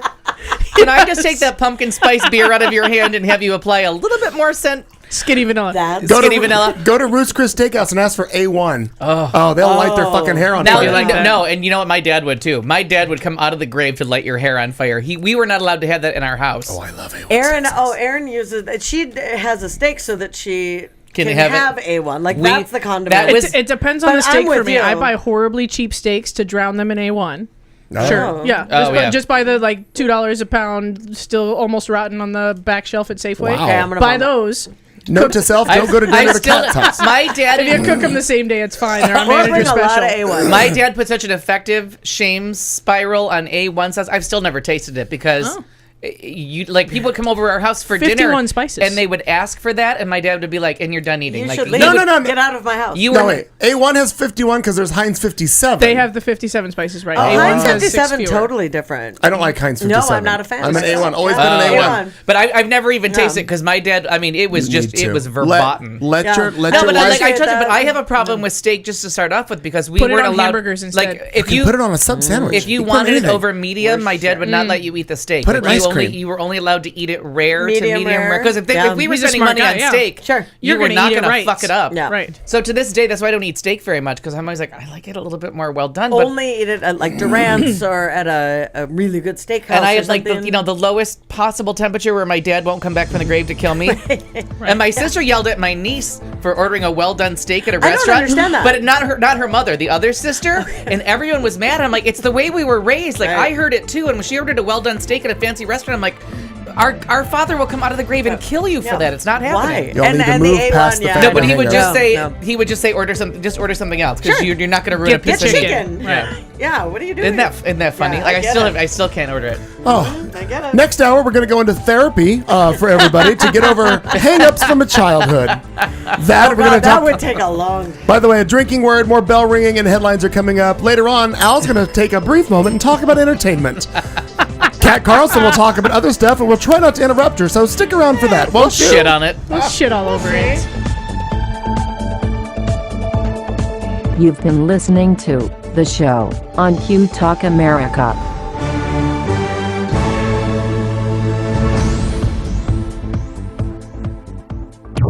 This is Q Talk America.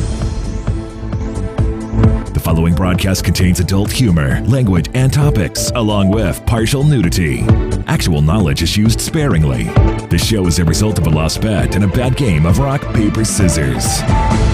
It's The Show with Clayton McKee. And now, a man with a face for radio, Clayton McKee. Good evening again. It's first day with the new mouth or last day with the old one. I'm not sure. 8 o'clock on the old atomic clock on the wall. This is The Show.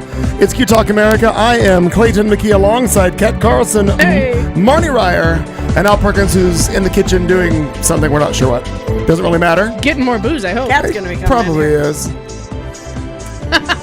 The cat. The cat. No, we don't. No, that's the cat. Maggie's been actually. bugging me. Maggie. And I even fed them early thinking they're going to be done and Yeah, out. No, no. Maggie's been very needy She's lately. needy. God, driving me Yeah. up a fucking wall. No, she's very funny how she comes running in here. I'm tired of it. Just tired of it. Christ on a cross. All right, kids, it's a little bit after 8, as we do at the beginning of each second hour.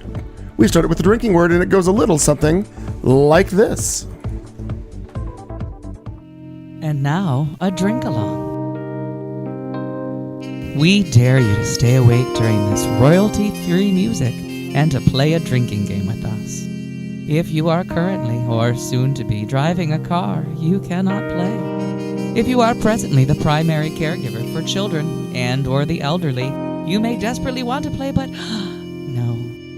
If you are listening from a rehab facility, you are disqualified because you already hit bottom.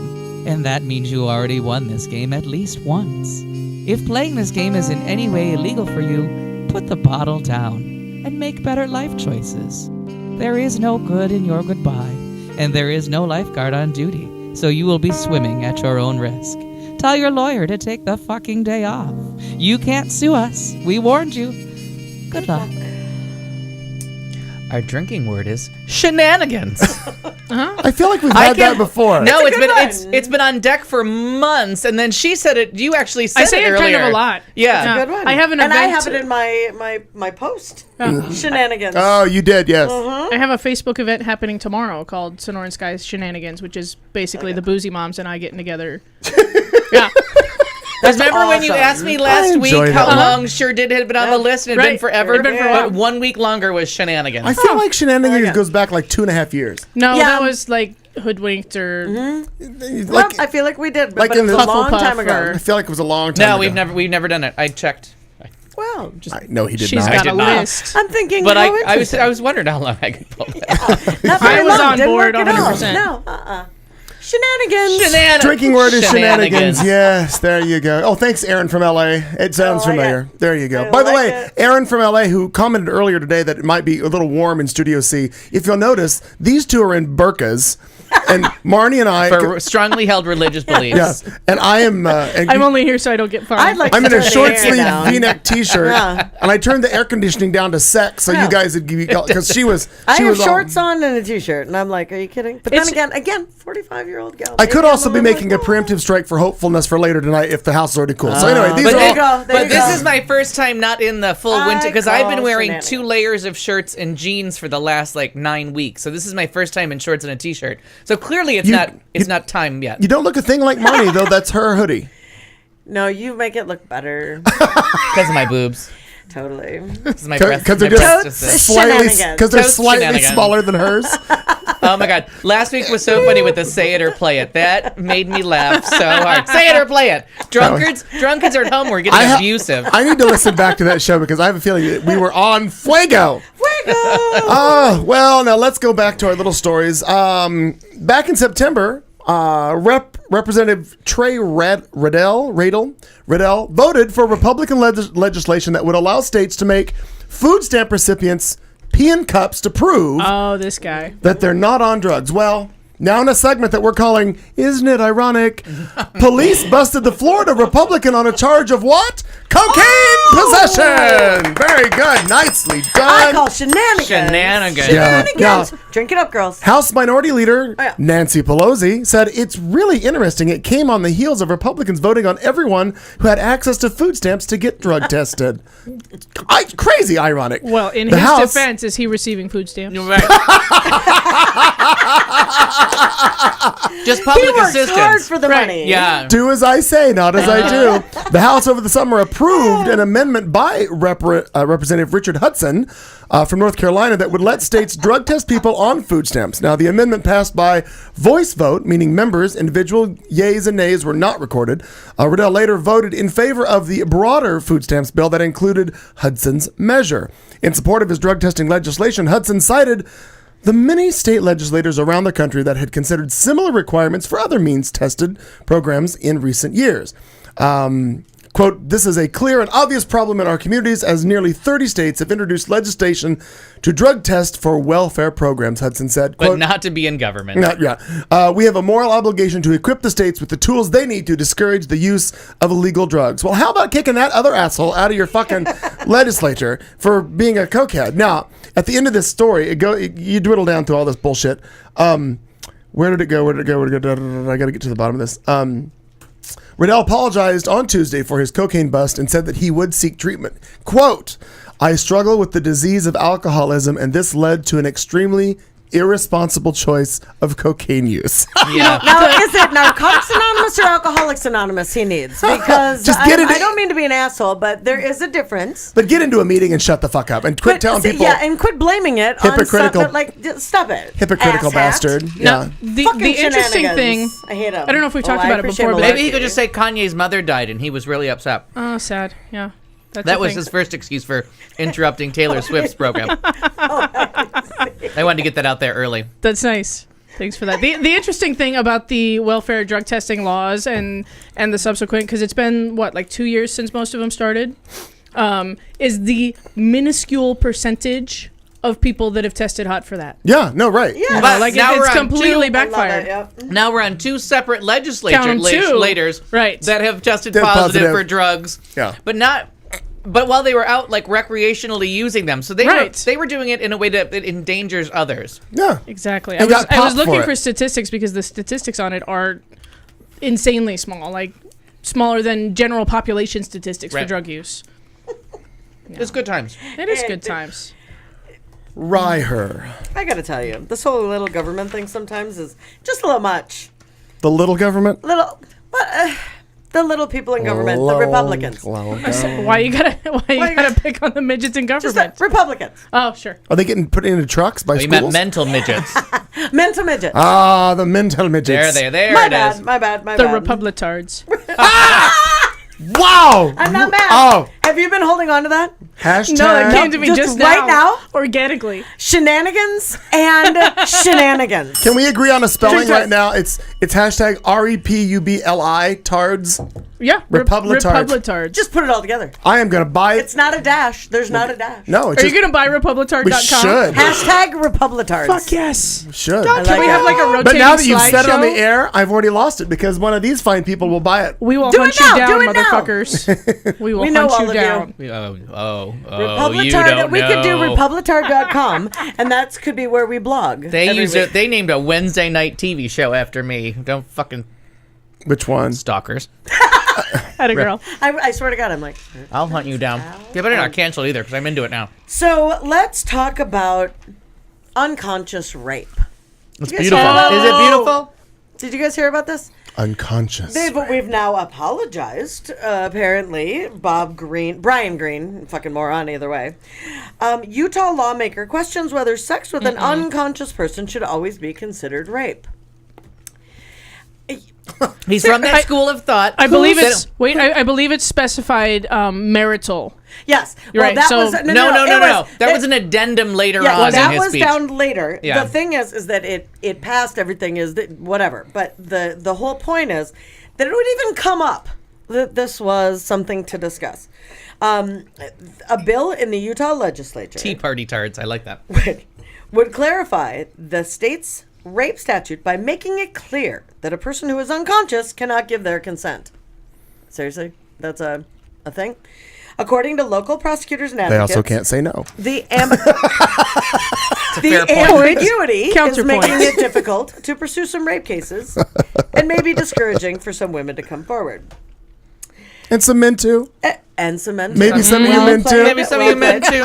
As the bill was considered by the Utah Judiciary Committee on Tuesday, this would have been last Tuesday, Representative Brian Green, a Republican, a Republitard, Republitard. my bad, he wasn't sure that having sex with an unconscious person would always count as rape. Green said He the wasn't sex- sure. No, he wasn't sure. He wasn't sure at all.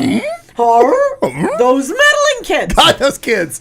Green said the sex with an unconscious person seemed like rape to him in a first date scenario. Only first dates. But questioned having a bright line rule for married couples or other individuals with a prior relationship. Because apparently if they're unconscious, not rape. Republitard. I mean, for real.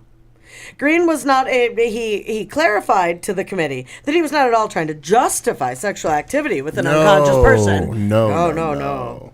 He was not alone in his concerns. LeVar Christensen said that always counting sex with an unconscious person as rape would make the definition just too broad. Did they use the word broad? Broad. Yeah. It's just too broad. Too broad. She's a broad. Yeah, she's a broad, so it's fine. She's an unconscious broad. Ultimately, however, Green and Christensen overcame their misgivings. Thank goodness. And the bill passed the committee unanimously. And he was so Unanimously. worried that what if I have sex with my unconscious wife? Is it rape? Yeah. A little bit. Hang on, lot. if she falls asleep in the middle, Right. Not that. No. No. Then we're just sorry. She's just fucking bored with your She was ass. tired. We're, Yeah. we're sorry. That broad was tired. I've done the sleepy one in the sex thing, and I consented before I dozed off. Sure. Different. Go did back. you? If before you fall asleep you go, stop doing that. Did you wake up and were they still going? They just told me in the morning that it was delightful, and I'm like, I'm good. Oh, it was for me. Well, my many job was minutes? just A to lay there coma? anyway, Isn't so that what's the unconscious? difference? Just like Yeah. New Jersey. Just lay there and take it. I did. There you That's go. exactly what I did, and it turns out I did New Jersey proud because I got high praise and a cup of coffee indeed the next Some morning. nice shenanigans right there, friend. nice shenanigans. But I do have to tell you, this girl that I work with has been trying to get pregnant, That's right, Tomo. and she's like, it's exhausting. And she's, got a nighttime job. She's got a Right. kid. She told her significant other, knock me up. Just don't wake me up. Oh, wow. So when she Very good. announced she was pregnant 2 weeks ago, we're like, so were you awake during it? She's like, I think the day that I'm I think thinking of. maybe. But it was so funny. The day that I was thinking of, yeah. If it was a different day, no. But she's so fucking funny. Son, you were That's conceived fun. while I was almost in a coma. Green. Oh, govtard. A govtard. Green obviously got a little backlash and said, I abhor. He should have pulled out. He should have pulled out. Well, I abhor sexual activity and sexual assault. Sexual assault under any circumstances, including within marriage, he said. His comments were taken out of context. Which happens a lot. A lot. It does. I love how somebody says, okay, we have the entire context. It's called a video. It's called It's right here. Nobody changed anything. I love when people are like, we have the Daily Show for a couple more months. For a couple more months, yes. You know, he says an individual has sex with their wife while she is unconscious. Or he. The other way around, if that's possible. I don't know. It's quite a just strap on. prosecutor could then charge that spouse with rape. I don't know that we want to go there as a policy, was his big deal. He just is a fucking moron. How has the entire party not read the smoke signal that says, stop saying rape? Yes. Just don't say it ever again. Yeah, exactly. And that was their memo after the 2012 election, was all you have to do is not say rape. Well, don't take the letters and switch them around. Don't even say pair. Yeah. This is not Just a topic we alone. can talk about as a party. Pair spelled At either all. way. Ever. All old white men in general. Just take this off your, maybe closed doors where everyone hides their phones and no one has, no recording devices. Did you know that they're saying that your Samsung TV that has audio commands is listening to you? recording? Right. Well, I hope I'm in tune the entire time I'm doing my one-woman concert. But speaking of strap-ons, I'm just going to interrupt you again. That was a segue I wasn't expecting. I'll allow it. I'm into it. Broad City Yeah, last week, where she wore a strap-on. I just started watching that. Don't ruin it for me. Oh my God! Is that show not just stupid funny? I'm like 2 episodes in, and I'm still getting to know them, but I'm all about it. Yeah, Getting to know them. Getting to know. Wishing I hadn't, because they are so wrong. But this week, the one girl gets a strap on, and she calls the other one to see if it's okay, and she starts doing this celebratory dance that one of them gets to use a strap on a guy. Yes.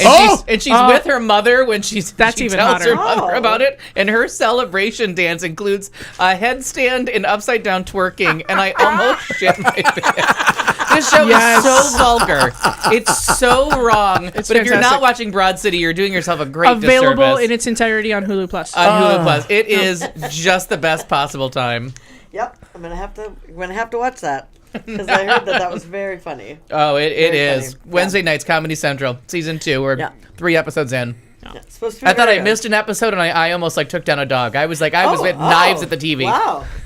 And then I was like, nope, watched it already. Oh, I laughed good. so hard I forgot what it was about, and then I watched it a second time, and I'm like, How did I miss feels that? familiar. Here's what I want to know. How are you going to take down the dog? There's no dogs in your house. Just in I case. know, right? I Don't wasn't come to my sure. house. We'll go outside and find When the one. dogs of hell came in front of me, between me and that TV, I was going. Oh, the Hounds of Hell. I understand. And apparently governmental fucked up audio your tracks pun. are available of him taking the dog down because he has a Samsung Oh, TV. Don, thank God you're watching that, because somebody's got to be watching that shit, because it is wrong Yes. to the highest level of wrong. Well, in our next little story, you might want to get a Sandy hands or a handy wipe here. North Carolina Senator Tom Tillis is not so sure that we need laws requiring food service employees to wash their hands. Seriously. Hey, it's survival of the fittest. It's fine. Here's the deal. Tillis made the declaration at a bipartisan policy center at the end of a question and answer period with the audience still in the room. He was relaying a 2010 anecdote about his, quote, bias when it comes to regulatory reform. He says, I was having a discussion with someone, and we were at a Starbucks in my district, and we were talking about certain regulations where I felt like maybe you should allow businesses to opt out of things. He said, as long as they indicate through proper disclosure, through advertising and signage, Which is regulatory. You have to you can't say that sentence. I'm just. I get what you're saying. Right, but he's contradicting himself in already. the sentence. Yes, You can't even get through this guy's bullshit. No, Right. So Hold it in, Al. So Hold it in. I can't. Holding, Let's get to the end of the wanting story. to hold something back by giving another thing that it's mandated. As long as they indicate through proper disclosure, through advertising, through employment literature, or whatever else, restaurants can just opt out and let the free market take care of business after word spreads of unsanitary conditions. Never mind the lack of hand washing by food service employees accounts for the vast majority of food contamination. And your HEP's A's, your HEP. Christ. Pick a hepatitis you want. How do you want your E. How do coli? you like? Yeah. Would you like that rare? Do you like dysentery? How do you feel about that? First of all, let me tell you Giardia? that How do you say food that word? handler certification is not hard to get. No, it's Come really on not. now. It's not like you're regulating everything. You know, Like you're and when still did going to have your Republicans duty. become about choice? That was my big deal. right. You know why? Because Well, it doesn't involve a woman. no. All of a sudden, a Republicans pregnant this woman. week are like, oh, everything's a choice except for women. Well, No, and- they've and- always been pregnant all women. about that. Let the free market take care of That's it, right, and that's they've right. always been that's their shtick. I think maybe. Yeah, they God, don't maybe want no I'm- government in maybe healthcare I'm until trying it's a to, lady. Like maybe I'm trying to not be on his side, but play devil's advocate that he was just trying to bring up, well, maybe. But then I kept reading, and he wasn't. He really, doubled down. Yes, like he really meant this. I thought maybe he's just being facetious. A little irony. No, a little a little irony. We're gonna throw this out there that if you want people to have that. But no, that's not it. I Somebody thought, asked him. Wash your damn hands is what I said. That's disgusting. Somebody asked him, "Are you trying to are you trying to be like a Jonathan Swift kind of commentary?" And he goes, "Who's Jonathan Swift?" And I'm like, "Oh, the story just See, gets." That was yeah, that was there we his go. proudest moment when he looks at the camera and he goes, "Who's Jonathan Swift?" Got to be kidding me. And scene. So, Come on. Fucktard of the highest degree. These are people that want to rule a woman's vagina Right. and uterus, but then are saying that's your choice. Yeah, but once the baby's vaccinate, born, don't vaccinate, they kill can some die. babies, and you know Don't what? matter. Wash Don't your wash hands, don't wash your hands. We figured this out in the You have a 16th choice. fucking century that the easiest way to spread, not 16, probably like 17th century, the easiest way to spread any kind of disease in any situation, like if you start coughing on me, if I go wash my hands, I got a big shot of not catching that. Sure. Wash your fucking hands. Right. It's mandatory Right. to just go through life, not just using a fucking restaurant. Kill him. if I may, kill him now. if I may Kill him continue now, to- and I'm gonna wash my hands I'm going after. to continue to read this story, and it's going to give us other data that you may or may not have already interjected out. Ooh, information. The spread of germs from the hands of food workers to a food is an important cause of foodborne illness outbreaks in restaurants. It accounts for 89% of outbreaks in which food was contaminated by food workers. Proper hand washing can reduce germs on workers' hands and the spread of germs from food and food to other people and people to other people and other food. Making sure businesses are free to operate under any conditions they like is apparently more important than public health and safety. Quote, "That's the sort of mentality that we need to have to reduce the regulatory burden on this country," he added. "We are one of the most regulated nations in the history of this planet." Bipartisan Policy Center President Jason Grummett joked that he was not sure if he would shake Senator Tillis's hand after the discussion was over, causing the lawmakers and the audience to laugh. Indeed, so gross, and to be clear, he offered up this suggestion at the very beginning of his talk. There is no word on where he stands on mandatory vaccination, seatbelts, or other basic public safety issues. What a dumbass. This is quite Well, possibly. come on. You have the choice whether you want to go into that Starbucks because they have to put up their signs. So you walk in, Yeah, you're like, but- oh my God, I want a latte. No, I don't. Ew. And then you can leave. Do you want that with foam or shit? Yeah. And depending on your diarrhea situation, Shenanigans. both could happen. Time out. That kind of shit-nanigans can happen. Shit-nanigans. Do not blaspheme the Starbucks, Hey, first of all. Nero's here. What I'm saying is, I was afraid of I blaspheming love- foam or shit. That's what I No, blaspheme the foam all you want. I don't want any I foam. enjoyed the start. I cannot even express my rage when I read this article, and I blasted everybody Sure. at work with it. Wash Because your fucking hands. They watch us and because diseases, like I told you guys all the time, like I come home and I'm like, I got yeah. something on me. Yeah. Right. Silkwood shower. But I mean, there's nothing. Soap doesn't even matter. It's the actual mechanics. Latte grande. He was C. diff. And I'm Aaron with and I have had a Tomo. long discussion about C. diff. I'm with No whip. Tomo. The fact that, just having a sign up doesn't mean an employee is washing No, their that's hands. Right. valid point. But certainly, Right. put the maybe they can't even read but the fucking fourth or sign. fifth I don't time know. someone has told you, wash your fucking hands. You start washing your hands. Seriously. Well, that and the they other thing could secretly, be they watch us at work Somebody secretly. does get and we sick. get graded at our hand washing rate.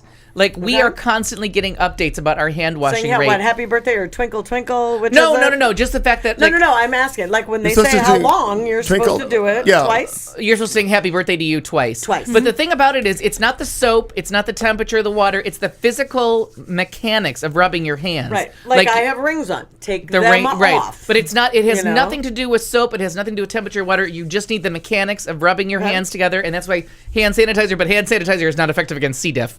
If somebody has C. diff, you go out there and you get that fucking soap and you wash your goddamn hands because that shit spreads like wildfire. Somebody says C. diff, you just start washing your hands while they're saying I'm going it. to tell you, I don't even know what that is. in a related It's, story. it's the most I've heard of highly. it, but I It's the just don't most know what it highly spread. contagious disease in hospitals. It is the most common. It's from. I thought MRSA or something like that. Oh no, I'm C. so diff, ignorant. but no, C. diff is the big one, and it's because people don't wash their hands, and it's from too many antibiotics. It's a disease of too many antibiotics that you no longer have the bacteria, the good bacteria you need, and you end up with C. difficile, and it's. Get it! I'm gonna electrocute that little motherfucker. Son of a bitch. Pass that down. That guy is full of shenanigans. You have to press the button on the side. Press the button. Come here, you motherfucker, and hit my button. Oh my God, I'm so excited that this is being taped. Oh God, give me that. Seriously, mean it, Al. I don't know if I'm hitting the right button. Oh, I think There you go. There you go. Zap. Dead bug. Dead bug. I electrocuted a bug. Fuck PETA. Fuck PETA. No, C. diff is the big one. Fuck the bug. MRSA's not good. But C. diff is the big one. I can't believe 2 adult men just struggled over an electric tennis racket. Kat and I totally enjoyed that tremendously. Great white fucking hunter. Hit him like you mean it, Al.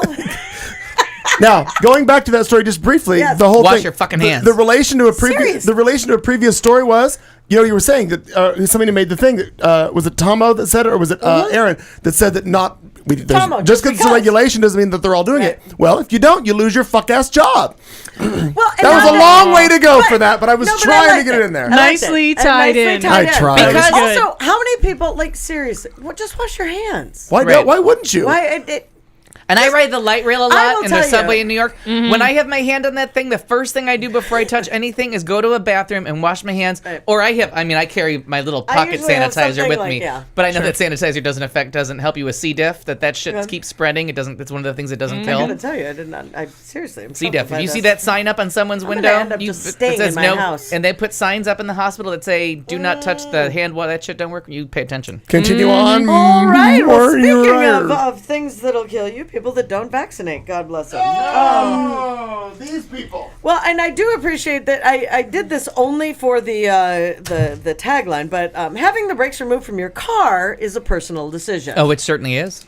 Sure. Not vaccinating, not necessarily, right? I mean, like it says, and I thought this was scientists may say that brakes save lives, but virtually every car wreck occurs with panicked braking.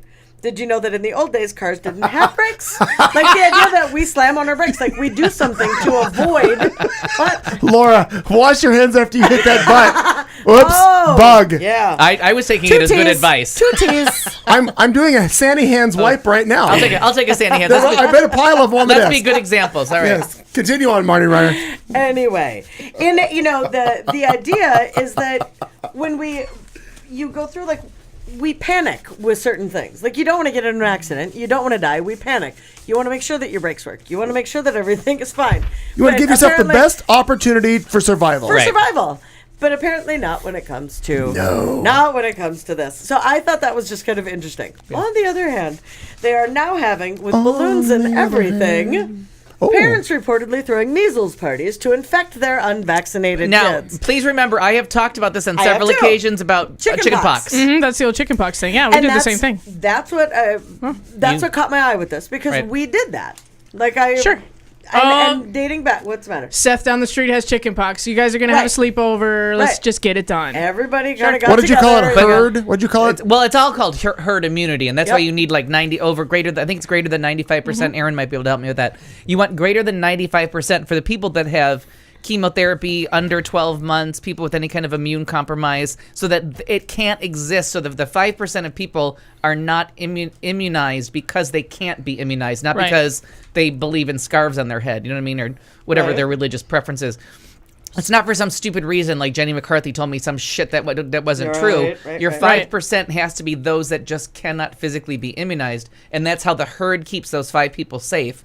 But this is, and it's a kind of herd immunity, and I had to Google it last week because I'm too old for chickenpox vaccines, which is why I remembered it from childhood. And when I was in nursing school, people were like, "Why would you do that?" Right, because when did they come out with the chickenpox vaccine? It's in the 90s, I think, in the early 90s. Oh, okay. I thought it was a little earlier than that. My sister and I are both too old for the chickenpox vaccine. So I wasn't she was aware of it because I was part of the throw the kids in the room and give them all the chickenpox.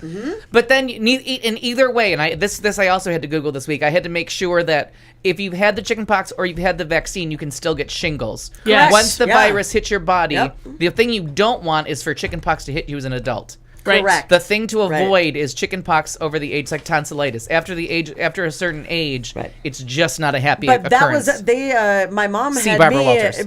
My mom had me in like 2 or 3 different of those little chickenpox parties, and I never got chickenpox. Never got it. And then I'm 17, and I'm in my algebra class, and I thought it was like a pimple. I had zero idea. Well, I had nothing else. And I was picking at it like, oh my god! And like you do. The minute minute that I picked it, did you wash your hands afterwards? Maybe. Here's what I remember: I was sitting there, and then all of a sudden, I'm like, holy shit! And I got super dizzy and really, really, really, really big time fever and very hot. And I'm like, something's wrong. And I went down. It apparently was chickenpox. At that time, at 17, I don't know what, but it didn't matter. They kept forcing me into those situations, and nothing happened. And I think I only had like 1 or 2 pucks. So am I concerned? Yeah. And now it was just on here, and it was what I remember too, because I remember my mom being very concerned about my sister's measles were so bad that she was relieved that the measles vaccine came out for me. Although at our age, we supposed to be we did not get the one booster, but I had titers drawn because to work in healthcare you have to have titers drawn. Okay. So my level was okay. I did have to have an MMR titer drawn. But do you have to keep getting the titers checked, or is it just that one? Now they're saying you should because measles was eradicated and it shouldn't be a worry. Okay. But if you're now it's back, and you could travel to a country that doesn't do it. Okay. So you should have your titers drawn. Okay. And you just go to like your doctor. You just tell your doctor you want to, and you can just tell him I'm this old, and your doctor will ask you. I never saw measles before, so what's that going to be like? Sure. Because most doctors have not seen them. They've been gone for so long from the general population, but they didn't do measles parties because measles are very serious. They can cause deafness, blindness. Like there's the list of things that there's the list of like comorbidities with measles. It's not an innocuous. If that's the word, it's not the word, which is why it's super super scary that they have published a book. Oh, have you seen this? Marla's Marvelous Measles. Melanie's Marvelous Measles. Oh no! And that's a little girl that needs to be stepped on. It is available now on Amazon.com and is set out to persuade 4 to 10-year-old children that measles is actually pretty fun. Jesus. Yeah, the book includes inspired medical advice as measles is easily avoided by drinking melon juice. Oh, that's. Vaccines weaken the human immune system, and getting measles strengthens your immunity, as does the melon juice. No, what weakens your immune system is when you go to your doctor for something that's not a bacterial agent and you get an antibiotic. Like, that weakens your immune system. When your doctor looks at you and goes, yeah, it's probably a virus, but here's a Z-Pack. Yeah. Right. Well, and it's one or the other, bud. Right. But your new questions when you go to your doctor: do you believe in evolution? Do you believe in basic science? Do you believe in vaccines? Because if any of these questions are no, then get the fuck out of that office. And out of respect to my friend, without trying to be rude, who had also been my physician, doctor, whatever, I left because she absolutely does not believe in aspartame as being that you could have an allergy to it, that you could whatever at the time. I was. Does she believe it now? She does now, and oddly, I was as. Does she believe in life after love? Maybe. Yeah. I don't know. I told her to get out of my dreams and get out of my car. Oh. Anyway, and there's a point. There's always strong. You. I don't know how to say this, but you need the blend of Western medicine, as we call it, and the Eastern medicines or the holistic medicines. Yes, they're all very nice to go to. Drink melon juice and you'll avoid diseases. But it's not. Sorry. Sure. There's you got to go full Western at some point. Well, like I'm sorry. There's certain kinds of doctrine that aren't going to help you when you're full blown sepsis. Sure. Right. There's science. You've passed that. Right. You've passed that point. Well, and there are a lot of people that are choosing not to vaccinate, as we've talked about, but they're also not super into these parties, which is interesting. Like. No, I'll wait. Let's wait and find out, which is troubling. They don't want to follow the government recommended immunization schedule, but they also don't want to necessarily force it. Now, as we talked about, it's the pox parties. There's a Facebook group called Let's Have a Chicken Pox Party. I mean, anymore, the idea of getting together to get these things done. The problem is when I read this, where I found in 2011, some adults even started mailing infected lollipops across state lines. It violates state laws or federal laws. Crazy. But when I saw that, I went, "Holy shit!" This is how the zombie apocalypse starts. It does. The idea, I'm never going to have another lollipop sent through the mail. Wait, stand by. How many? My Ebola pop. No. I need to know how many lollipops Ebola pop. have you had sent through the mail thus far? My best friend has sent me some before. Hashtag a lot. Oh my God. Hashtag some. A few. Hashtag fuck off. Patient zero for the zombie apocalypse, ladies and right there. gentlemen. The idea has been floated for other diseases too. When a serious strain of influenza, known as swine flu, Shenanigans. Oh, yes. Lollipop shenanigans. Yes. Say it the or play idea it. was that surviving a milder strain of the swine flu would protect children from the deadlier strain that could emerge later. People are like, that's totally fucking nuts. You know, people like doctors. They're Is like, it? Wait, no. time out. If they Isn't say that the whole this- theory to immunization? No. They think it's totally nuts as far as infecting kids with the diseases. This is like the Middle Ages when people deliberately infected themselves with smallpox. They call it vigilante vaccination. So they think it's safe and effective, but it's not. And I have my question about that. Like, how many years of flu shots do I have to get before I'm immune to all of them? But Right. the And they flu, change, though, but don't the, they? But the flu mutates, kind of like the HIV virus. right. That virus mutates all the time. So just because you're on one immunotherapy and then you do something unsafe and you catch someone else's strain, Sure. and it's a different mutation because the viruses mutate. And I think one of the reasons that the measles vaccine is so recommended is because that virus doesn't mutate very much. Okay. So it stays effective, where the flu one changes. And there was that thing during the swine flu in 2009, or it was the H1N1. Right. So there was many people that didn't get it. If you were around in the 70s for the swine flu, they were saying you were probably protected again because it's the swine flu. But it had a little bit of an avian kicker. Sure. So there was all those people that should have been avian immune. kicker. Right. Shenanigans. So there was talk, but this is one of those things where you can't go by us. You have to talk to an infectious disease. Absolutely. You have Please to go do. to your Please, infectious yes. disease Because the problem- specialist and talk to your actual doctors. Get off the fucking internet, Right. And asking them. And As we are actively on the internet every week. but Get there are off the people- internet. There are Oh, no, people but- that are infecting their children with the measles and losing them all to just can't diseases. I mean, blame you know, the problem is modern parents don't think of it as measles, for instance, Right. as a serious threat. They say it remains. I thought this was interesting. One of the leading causes of death among young children around the world, largely in countries where they don't have access to the vaccine. The number of measles cases linked to an unvaccinated woman who visited Disneyland last month has recently topped 100. Oh, I and thought, wait. what? Now it's like at 127. Okay. She's 85% of all the cases in America she caused. The rapid spread of the disease has affected some children who are physically unable But to the woman become with Ebola, immunized. who was perfectly healthy, we locked Right. her down. Locked her away. We locked her away, Yes. even though she showed no signs or No symptoms, signs. and they That's right. know how that disease progresses. That's right. Governor Christie kept her locked That's right. up in forced quarantine against her will. What was but it now for 10 he's days, 14 days? 21 days. It's 21 days. 21, okay. She showed no signs or symptoms. She agreed to voluntary testing. She kept herself away from the community voluntarily and did not go back to her job. But he's saying that this other disease that's not as rapidly deadly, but Of can be course. deadly to those if you're not don't have the proper immunity for You it. bet. He's saying to them, "Oh no, make your own fucking choices." Right. He's So, such yeah. a fat fucking idiot. That's a fat tart. He also, America. he was at a America. Dallas Cowboys game, but the rapid spread of the disease has affected some children, as I said, who cannot get immunized. 5 babies too young to get their shots recently contracted measles at a daycare in Chicago. One was diagnosed with measles after attending a daycare in Santa Monica, forcing the parents of 14 other infants to then quarantine their children. So I mean, Sure. it is this big kind of Right, because under So I 12 thought the months measles- you can't be immunized. You're at 6 months if you're going overseas. I guess you're supposed to. But this is Well, we this had is just the kind talked of about ass the chicken pox backwards. parties in the last couple of weeks, and I thought, Oh, I've okay, talked but about it all the time because say it or play it.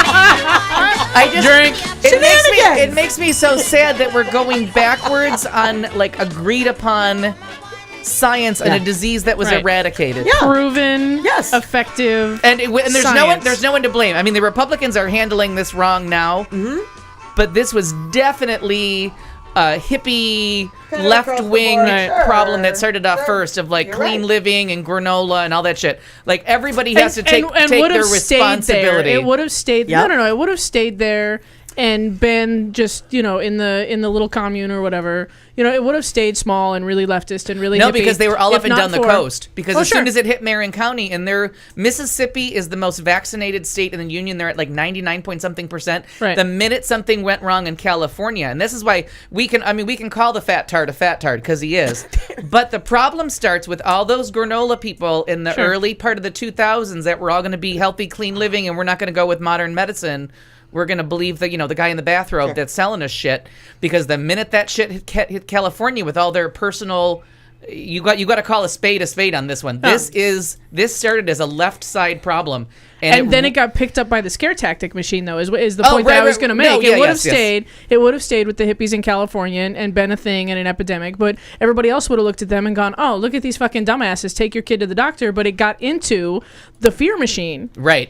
And it turned into something that the minute that disease hit California, it went wildfire, because California is one of the lowest immunized state. It's not the lowest, but Mississippi's the highest, because the one thing they do believe in is maybe if we immunize the people, we can deny them. We can still marry our cousins. We can deny them health care later as long as we prevent a couple diseases in the beginning.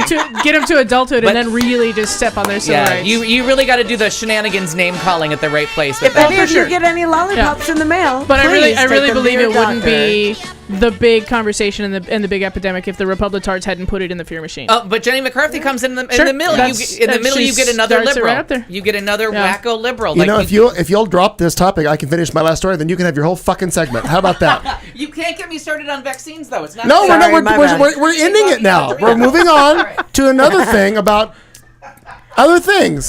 Sassy bitch. I'm done. I'm done with it. We have a goal in this show. Pie chart. We're not educating anybody. Right. We're letting people who are afraid to come out of the closet enjoy some conversation. And I don't think immunization is a conversation that they can't already have with their family. Gay people drinking in Central Arizona, they can get on board with. Unless you have HIV, and then it's an issue. That's a different show on a different network. Different show, different network. But you can't get me drunk and talk about immunization. Police caught up to a man trying to flee assault charges because he posted a selfie on Facebook while sitting at a Greyhound bus depot. Well, police chief said on Tuesday, we like it when dumb criminals assist us in our investigation. Ambridge Police Chief James Mann told Beaver County Times, real newspaper, when they first reported the arrest. Mann told the Associated Press that the suspect, a 22-year-old named Donald Harrison, had been living in the borough for about 20 miles northwest of Pittsburgh when he was charged with assaulting a woman and refusing to let her leave her apartment after an argument on January 24th. We don't know, but there may or may not have been unconscious rape. I'm just going to throw that out there. He didn't let her leave. I don't know. An hour after the woman called the police then learned that Harrison, who is originally from Spartansburg, South Carolina, posted the Facebook message, quote, "It's time to leave Pennsylvania." Police couldn't find him right away, but Mann said the woman called him Sunday afternoon and said that she noticed his Facebook selfie with the message saying, "On my way to Spartansburg, South Carolina, say a prayer for me." Well, Mann said that the picture appeared to show Harrison sitting in a bus or an airplane, and acting on a hunch, he called the Greyhound bus terminal in Pittsburgh, learned that the bus to Spartansburg had left 15 minutes earlier, and learning it would stop in Youngstown, Ohio, Mann explained the situation to Greyhound and arranged for Youngstown police to meet the bus and arrest him right there at the stop. Oh, Jesus Christ. Among other things, Harrison body slammed her several times during the 12-hour ordeal before he left. She had several fractured vertebrae. As a result, police expect to add a charge of aggravated assault when he is extradited from Ohio later this week. Online court records don't list an attorney for Harrison, who is charged with simple assault, unlawful restraint, reckless endangerment, and I guess just being a general douche. Just a guess. Wait, that's a crime now? Yeah, wow. General douche, yes. General Deuce. Yes. That's my new drag name. Yeah, it's General Deuce. It's a vinegar and water thing. Wasn't that General Oliver Douche? Entertainment! Oh, there's a lot to talk about this week, kids. Buckle up. Well, get on it, Shenanigans. Click, click. Let me get there. Amazon has a really good movie from the year. There's a new play in Scotland that we shall be waiting for.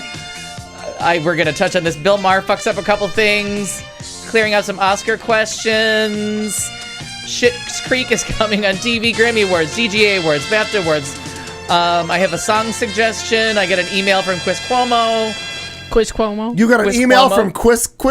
I can't even Quiz say Cuomo. it. Quiz Cuomo sent me an email. Quiz Cuomo. Can you start there? It's Cuomo season. We'll start there. So last night on CNN, they had what was supposed to be a thoughtful discussion about the movie American Sniper. Yeah, you went off on this. And it was Chris Cuomo and that woman that co-hosts part of the 9-hour morning show on CNN. And they had the author of the blonde book. or Michaela Pereira? No, neither one of those. Oh. He hosts another show where there's a different woman than those two. Okay. I know. I can't place her either. Got it. They talked about American Sniper, and they had Chris Kyle's brother, Jeff, who looks a little worried for someone of his age. Then they had the author of the book on, and then they had another sniper on. And they had a chance to discuss, and they played a clip of Bill Maher saying, it's American Psychopath. You just made a movie about a psychopath. And they cut away from it. Now, out of context, what he was talking about was the Chris Kyle that wrote the book, not the Chris Kyle, the fictionalized character from the movie, but his autobiography that was self-penned with the author that was on TV with them. Right. And when he called him a psychopath, he wasn't talking about the movie. He's talking about his claims that in New Orleans during Hurricane Katrina, he was a sniper on the roof of the Superdome and shot looters. He says he was in an altercation defending the honor of Marines and SEAL team members with Jesse Ventura, and Jesse Ventura sued him for slander and won, and everyone took down everyone just completely went after Jesse Ventura for criticizing an American hero. He's like, I'm a SEAL team member too, and this shit never happened. I did not disrespect another member, and he never punched me out in a bar, and he's going the fuck down. Sure. And he sued him twice and won both times. The fact that this book was supposed to, most of the proceeds were supposed to go to veterans, and none of the money did. Not a dime. So here you have all these reasons why Bill Maher was presenting American Psychopath. No follow-up questions. They played the clip. They all laughed about it, and there was no follow-up questions to the author of the book. Like, you're the author of this buyout. You're, the co-author. You always have a ghostwriter, but sometimes in this case, he was a credited ghostwriter. No questions? There are no follow-up questions? You're just going to say that Bill Maher is a psychopath for saying that? Like, it was a legitimate question in context, and you're just going to blow it over? And then they interviewed this woman from Berlin. She was a correspondent from somewhere in Berlin who said, and this is a direct quote, I thought it would be fun to see American Sniper in a movie theater in Baghdad. But after day 2, they started to have protests where people screaming lies to the screen, and they were afraid of terrorist attacks, so they took it down, and I was disappointed I couldn't see it in Baghdad. Now, you want to go see a movie that makes a hero out of the people that invaded your country. So let me get this straight. If they made a movie about the War of 1812, where the Americans were the bad guys and the British were the heroes, and we objected to it, somehow we're savages? Is this... Like, just help me follow your train of thought here, lady for Berlin, who thinks it's fun to watch a war movie in an invaded country where people had objections to the way they were portrayed in a movie about their country being invaded. Right. She said it was fun. That's so weird. That's like Germans being offended by World War II. Like, you're kind of the bad guys there. Or you're not the good guys. Watching a Nazi propaganda film and being like, well, that's bad spirits. Yeah. What the hell was Palin? I don't know, but I enjoyed that tremendously. Palin came out of you. It was so fucking one-sided and stupid. So I got on the CNN page, and I had to hunt around for them to make claim to this special, this 1-hour special that they played. And I thought, Edith, Leo. And I thought, leotards, hardcore. No, I know, it's very cute. She's... So now, Molly's saying that if you had heard the reactions of the audience I saw it with, you'd be as appalled as I was. Oh, good. So I don't think you saw it in Baghdad, though. No. But I told you, I thought the movie was very even-handed because it's a fictionalized story. There was someone who was on the Olympic rifle team that was a sniper for the Iraqis. I think he was Syrian in the Olympics, but he was never a target of Chris Kyle. That is completely an invention of the movie. Okay. It's not in the book. He never makes claims to it. The shot that he fired that was like half the world away that he made was just a random person, and he never had confirmation that he actually hit him. So that part is made up. And they started to treat the movie like a documentary, and they were like, question, like, it's not true. Right. That part's not true. This part's not true. His first kill wasn't a woman and a child like you see in the previews. That part never happened. That's a Clint Eastwood made up part of this movie. It's not from the autobiography. They just did it for higher drama. And then CNN just completely turned it. Instead of asking pointed questions, they started to treat it like it was a documentary, and people were questioning the facts. The facts aren't facts. Clint Eastwood and Bradley Cooper have said this is a product of Hollywood. Yeah. None of this is part of part of his biography.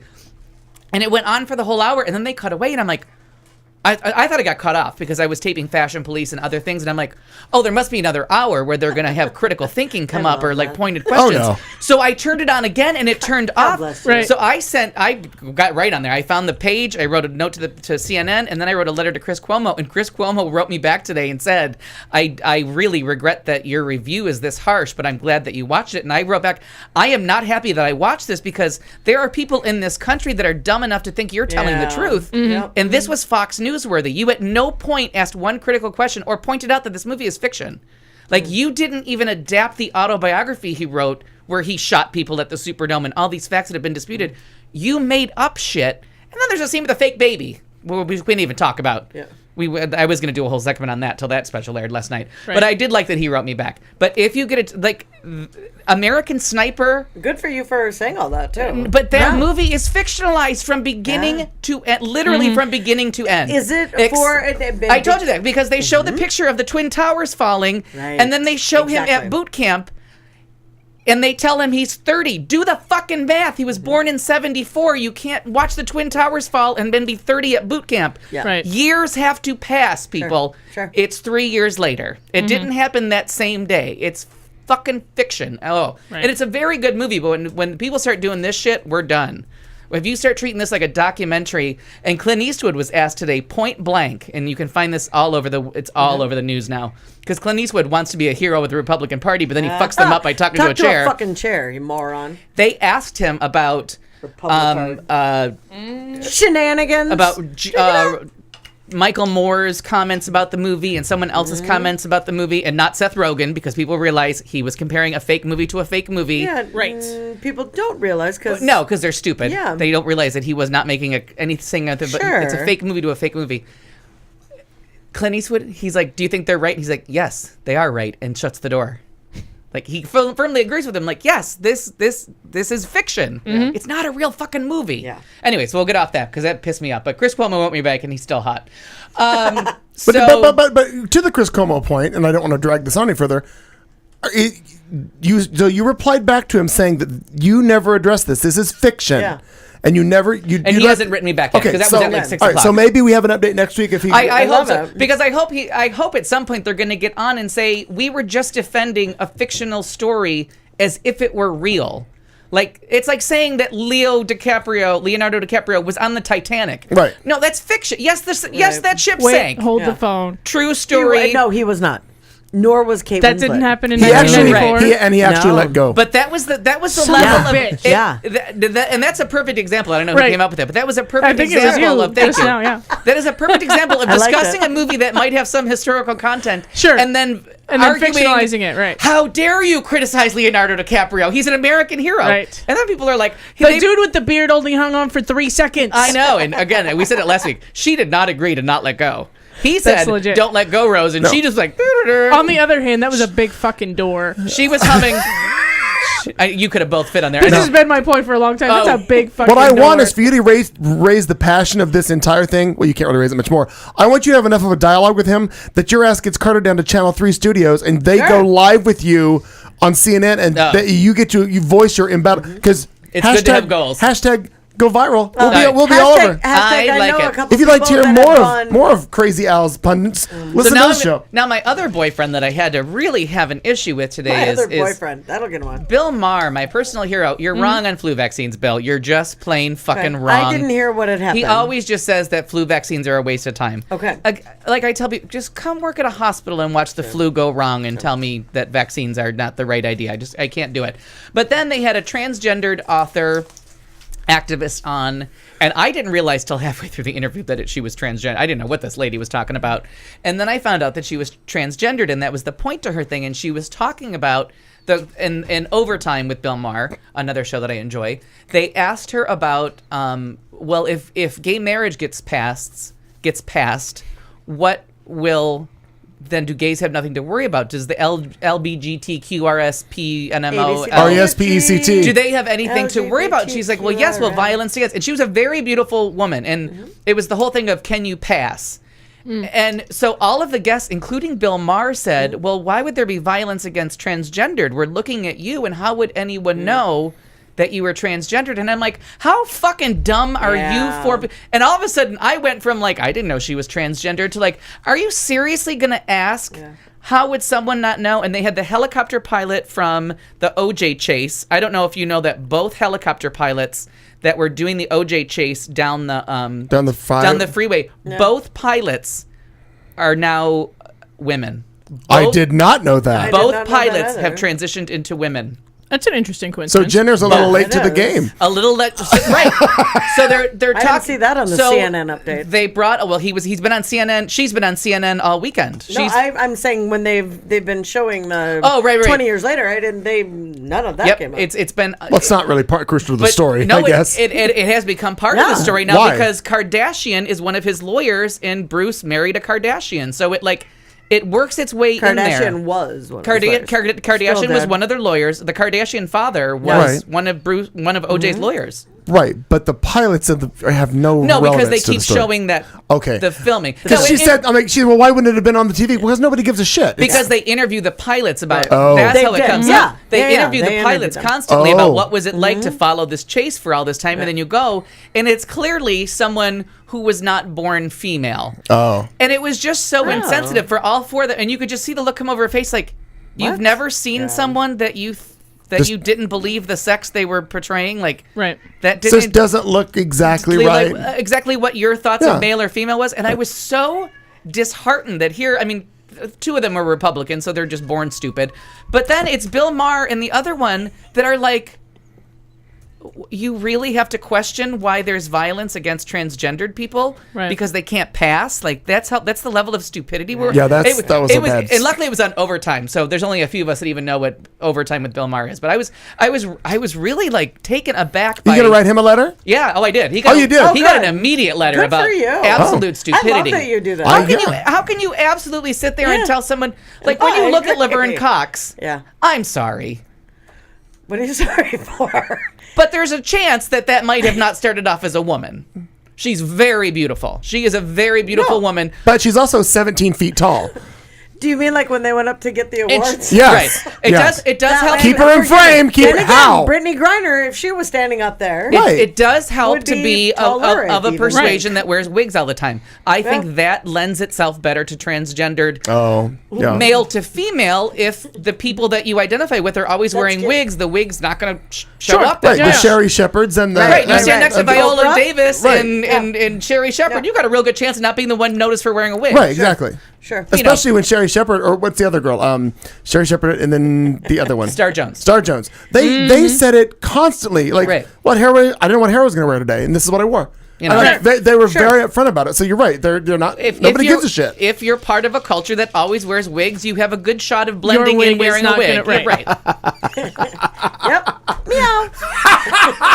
Edith, that's fantastic. You hear a meowing cat? Yes. Maggie is outside, not happy about Bill Maher. I called Maggie first. Okay. On Amazon Prime. Maggie against Maher. Her name is Jenny something, and I can't think of her name, but it's one of the best movies from last year, and it's on Amazon Prime right now. It's called Obvious Child. I think her name is Jenny Slate. Find it. You'll love it. It's one of those movies that everyone was hoping would make some kind of a dent in the award system. I think in the Spirit Awards that are given out the day before the Oscars. Jenny Slate. It's a beautiful movie. Do not miss the chance. Let the Right One In, one of my favorite movies from the last 10 years, from Sweden. It was remade a couple years ago with Chloe Mertz. The really, really great actress. She's young. She just turned 18 like yesterday or today. Oh, that one. Chloe, her name is Chloe something, but she's fantastic. She was on 30 Rock all the time. No. She's one of those Sound people like that I seriously, in 20 years from now, when she wins her Oscar, you can say that I've been watching this girl since she was a child. She was in the American remake, but it's this fabulous. Put this one in that time capsule. The time capsule. It's a movie set in 1981. It's out of Sweden, where a lonely boy in this really bleak winter in his apartment complex, a mysterious, beautiful young girl moves next door to him, and he has a crisis. Turns out she's a vampire, and she's killing the homeless people around her, and it's a terrifying love story. It was remade into an American movie that was pretty good because Chloe Mertz, whatever her name is, was in it, and now it just got its debut as a stage production in Scotland, and it's working its way to America. Back to you, babe. Yes, working my way back to you, babe. And great reviews, and they're saying like outright scary. Like it's the first time that a stage play has been advertised as horror and has delivered the horror. That there's parts of it are just as terrifying as the original Swedish movie. Fantastic. And if you've never seen it, it's just, especially in this gripping part of winter where everything's white and cold. This movie is clearly filmed in the hinterlands of like northern nowhere, and it's so terrifying because it's always night where they are. So she can be out and around and flirt and be a girlfriend, and I think the girl in the original movie is like maybe 9, and I think they made her 12 for the American version, but it's very disturbing because she's a serial killer. Wow. And a vampire. It's called Let the Right One In. The remake is called like Let Me In or something like that. But it's really good. And just to be clear, this was for Katie June, but she's not here. I always talk about the editing Oscar going with the Best Picture. You don't need to win the editing Oscar. You just have to be nominated. for. Because Whiplash will most likely win the Oscar for Best Editing, and then it's Boyhood or Birdman. But I just want to make sure that you know that it's just the nomination that matters, not the actual win. Schitt's Creek. It's coming on, and my God, it looks hysterical. And Drew has to help me because we've been talking, and I found it. It's on Channel 74 on Cox. Yep. It's Eugene Pop Levy. Pop. It's Channel 74. And Catherine from SCTV. Yes. Catherine O'Hara. Catherine O'Hara. And it looks fantastic. It debuts tomorrow. Were you surprised I knew that? For anyone who doesn't know that, from Macaulay Culkin, Home Alone.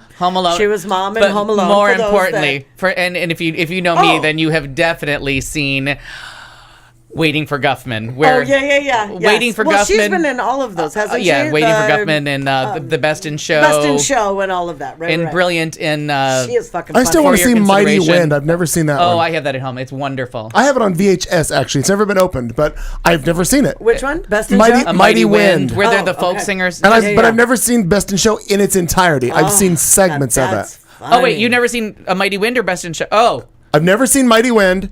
Best in Show I've only seen clips of. At what point could you turn that movie off? It's so fucking funny. Because I wasn't watching the movie. I saw it in something else. Sure. When Sue Sylvester looks at the screen and she goes, "It was a shithole."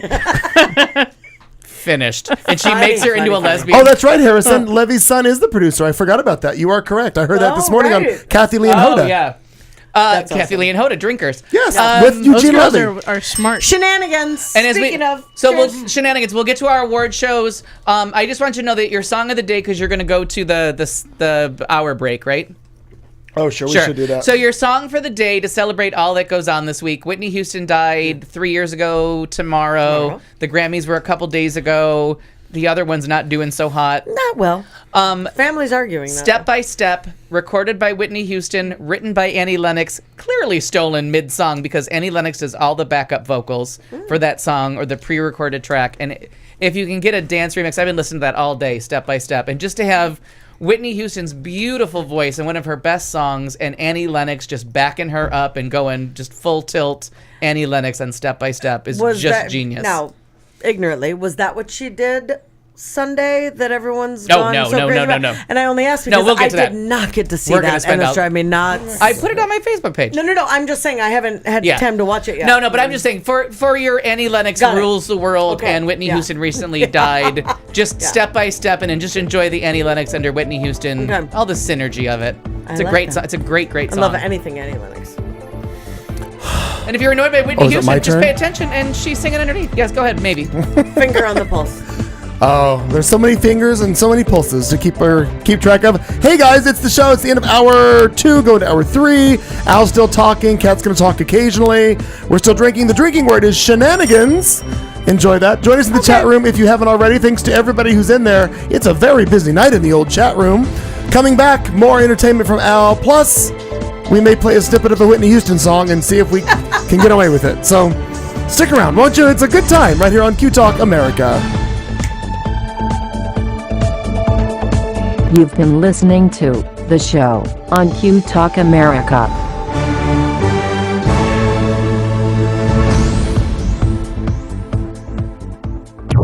This is Q Talk America. The following broadcast contains adult humor, language, and topics, along with partial nudity. Actual knowledge is used sparingly. The show is a result of a lost bet and a bad game of rock, paper, scissors. It's The Show with Clayton McKee. And now, a man with a face for radio, Clayton McKee. Well, hello everybody. We are in the middle of an entertainment section, as we do with Al every Tuesday night. We got 3 hours total. We got another hour or so to go. And we are here in Studio C with Kat Carlson, Marnie Ryer, Al Perkins, and me. I'm Clayton McKee. Katie June unexpectedly has the night off, but that's all right. We'll let her have that because we can. Al was just talking about this song. This is Whitney Houston, Step by Step. This is what he was talking about. But this is one that written by Annie Lennox, right? And she's doing and she's doing the backup. And my theory is because they both worked for Arista back in the day, and I think Annie was recording an album and had most of it done, and someone walked by the studio and was like, "That's a great fucking song. Steal that from her." Probably Clive. Because it sounds like an Annie Lennox song too. It sounds like everything about it sounds more Annie Lennox than it does Whitney Houston. And a couple times, somebody that sounds like Whitney does backup vocals, but mostly it's Annie Lennox doing the step by step, step by step. And you gotta do the shoulders. I like both of them. Here we go.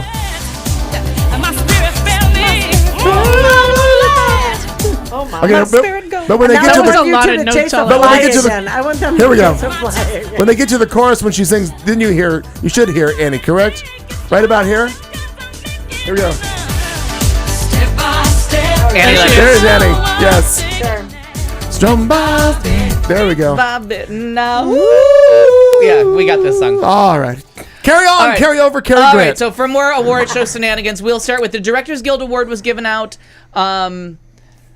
But it doesn't matter. But the BAFTAs went out. So the Directors Guild was Birdman, though, as all of us kind of hoped, predicted, loved, wanted. Birdman won, and then it was an all-women's comedy, drama. All of the television awards were won by women. So it was a big deal. It's fantastic. In this, because there's the big push this year is not only were many black films snubbed, but Selma got a Best Picture, so you can't really be snubbed if you got nominated for Best Picture, Barbara. Settle down. Awkward. It's not a snub. No, I meant Barbra Streisand, because the year that her movie got 7 nominations, yeah, she didn't get nominated for Best Director, but it's not a snub.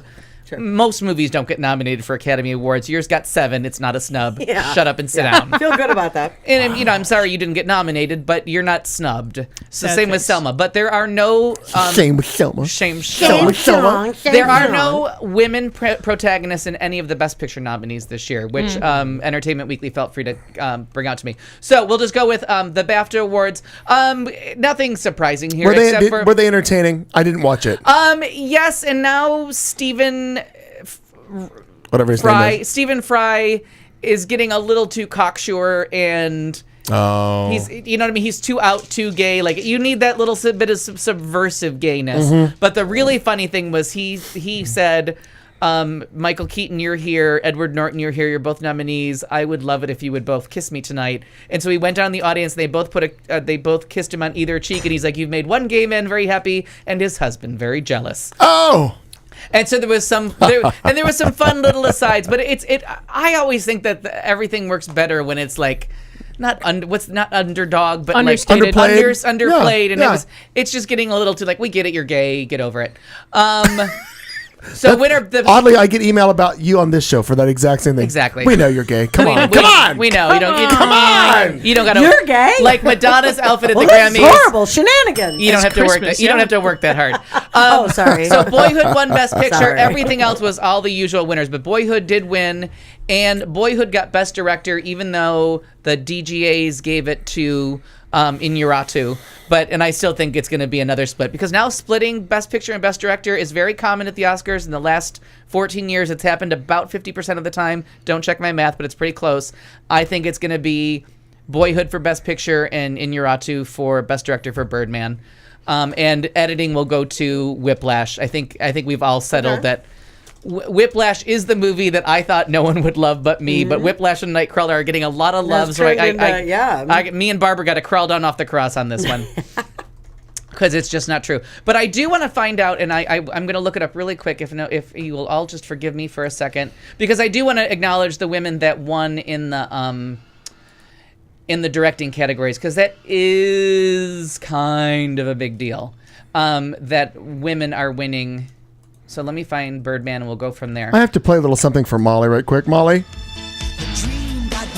this is what... Is that Step by Step? Yes. This is the theme to the TV show Step by Step. Not what Whitney Houston nor Annie Lennox did the theme to a Patrick Duffy, Suzanne Summers ABC sitcom. Step by Step. Yep. No. Sweet baby Jesus, don't make me listen to that again. Okay. By the way, I'm just telling you, that's all I heard too. All right, I got to get to the Guild Awards. I'm sorry. So we're just gonna stretch because turns out this is alphabetical, and it turns out fucking motherfuckers. Wow. It turns out that Birdman's won a lot of fucking awards, so you can't fast forward through their awards winning section. Okay, so the Tony Awards won for best directing of a variety talk news show. A regularly scheduled one went to Jimmy Fallon. Documentary went to Citizen 4 for Laura Poitras, which is the story of Edward Snowden, which watch for in your Oscar ballot if you're filling out your Oscar ballot and you get to documentary, you have a really strong chance of winning that category if you pick Citizen 4. Just do it. He's referring to the Oscar ballot at his house. No, anywhere, but all the people that I'm not inviting to my house, which is most of the world. By the way, I'm not fucking joking. Like, I write all of this shit. She does. And then I use my notes. Comedy series was Transparent, which is Jill Soloway was the director. Children's programs, doesn't matter. Dramatic series was Homeland, and with all their male directors, it was Leslie Linka Glatter that won. So I just think it's really, in the Directors Guild, which is notorious for being... kind of male dominated. The fact that they went there, just like in the SAG Awards, both acting categories for television went to women of color for the first time ever. No woman of color had ever won an award, and this year both awards for women for TV went there. So interesting to probably just me, but I'm going to talk to all of you. Read Thomas' comment. Be careful, Molly. They take this entertainment shit seriously. Oh, I know. Oh, no, Tom. Yeah. Molly's not new. She knows. And I'm here. My only goal here with talking this much is to keep you away from reality television. If all I do here... Oh, my God. Please, stop watching I'm just here to tell you. God, if you're sitting I'm the love of my life is just engulfed in. I can't handle it. She's my one-woman mission to make sure that you never watch reality television at home. Because there's so much good scripted stuff. Where people work really hard at it. Really, really hard. And craftsmen, and not just like obnoxious people with TV. So that's why I talk so much, is because I just want to make sure that... No, that is not why you're talking so No, much. it really is. Because every time someone says I've never heard of this, then I'm going to make you hear of it. So the Grammys were on this year, and I have to say I had no real intention of watching them, but we did not see them live. Whenever something's not live, I always get a little pissy about it and go all micro beer on your ass. Shenanigans. Yeah. But my sister was texting me saying that she was enjoying them. I did not see the AC/DC thing, nor would I want to, because I don't really like AC/DC. So we'll just go through a couple of highlights. The Pharrell, happy with, he had Lang Lang or Long Long, according to The Weeknd, playing piano, Hans Zimmer on electric guitar, was fun. But I think we're over that song. I think that horse, like Let It Go, has been beaten up as much as we can possibly do to it. I don't think we can get any more juice out of Happy. But but you still end up dancing around your living room no matter when it's on. Can't help it. You can't help it. You're just in the middle of the shame dance before you ever can. And there's actually good stuff. There's other good stuff on that same album that's just overshadowed by Happy. There's one called Come and Get It something or other that I'm addicted to. Turns out whoever this Ariana, and I've never heard of all these people because I am not in touch with current music at all, so I don't know who any of these people are. You're not missing a thing. So, but I like to watch, and I did like to watch it because I did buy some songs. I bought some albums based on performances. Ariana Grande, I didn't care for the song, but the girl can sing, and she's a pretty little midget. I thought, well, dwarfs can do really well. If you're gonna be a midget, you better be pretty. Yeah, I thought that's shenanigans. I prefer Brother. Gayer than Christmas. Oh, God. That is, Frankie? I'd rather watch him do anything than watch her that do is anything. anal shenanigans. I got to tell you. Oh. I'm assuming. I wasn't going I'm there. assuming he has the I love anal. And it's cup. not even Saturday night. Look Yeah. out. Kanye West, we'll get to that at the end because he needs to just He's a stop cunt. whatever he's doing. Kanye West is a cunt. ELO, Jeff Lynne, and Ed Sheeran. Ed Sheeran sold at least one album that night because halfway through that song, I'm like, and it's bought. Yeah. Because that was just brilliant. And then he just steps over and starts singing Mr. Blue. Was it Mr. Blue Sky? What song did they sing together? No idea. They did. I totally Evil watched Woman it last night, too. Evil Woman was on its own with ELO, and then he came over and joined them for Mr. Blue Sky. Mr. Blue Sky, please tell me why. And okay, I got to say it. After all these years, after all these years of not making fun of, because now I truly appreciate her as an audience member. Taylor Swift, best audience member ever. The first time she did not know the lyrics though. No, but just rocking out. But did that sit her down? No. She was still going to dance. And you know that she did what I did. You know what she said? ELO just sold an album. I never heard of him, but I'm going to go buy Mr. Blue Sky because next year if they show up, she's going to have every word down. Yeah, she might want to check out the Xanadu soundtrack too. Oh, because you know what she missed? Don't Walk Away. Which is what I was hoping. When they came out and said, like, please do Don't Walk Away. But then I remember that the Xanadu shame, they're not going to do that. But to their detriment, I would agree. All right, this Evil woman. Evil woman. Oh, just fucking brilliant. Shenanigans. All right, I should have loaded all these pages. Okay, so we're just going down the list, and it's taking a while. Tony Bennett and Lady Gaga. Class fucking act. And Is that the first time did they do the... cheek to cheek. Oh, okay. Tony Bennett. Always good, and he's 95 years old and 2 feet tall. God bless him, gets everything done. But the restraint. He should have sung with Ariana Grande. No, because I don't think she could. Way, it was Midget Unite. I get you. I understand what the midgets. Only for height. I did not understand the midget shenanigans you were suggesting. Now the puns are implied. God damn it. God damn it. Spoiled. But Lady Gaga, I always knew that there was some talent hiding underneath the egg there, but. Christ almighty, that girl can sing. Very and she did legitimate jazz, and it was lovely and on point. The gown was appropriate. And you know what she did that a lot of people don't do when they sing with other people? She listened to him, modulated her voice appropriately. It was a genius vocal performance, and even though they beat Annie Lennox, Barry Manilow, and Barbra Streisand for that Grammy, I don't own that album. I would give it to them too. Based on that performance, that was the best vocal of all of that. It was so nuanced. It was beautiful, and I'm not a fan of hers. I own one song, and I usually think, shut the fuck up and get out of the egg. I have Dressed just like a seen human. her. I've just seen her on things and amazing, like just seemingly an amazing human being. I've seen her. That's what I've enjoyed. The Kennedy Center honors. I thought she rose above it all and performed well. Go ahead. I'm sorry, I interrupted you. I've seen her twice in concert live. Right. I'm not overly big on all the crazy ass production, but that's what the kids have to get their fucking attention. You got to do all that shit. But there's a couple of her songs that literally I've watched.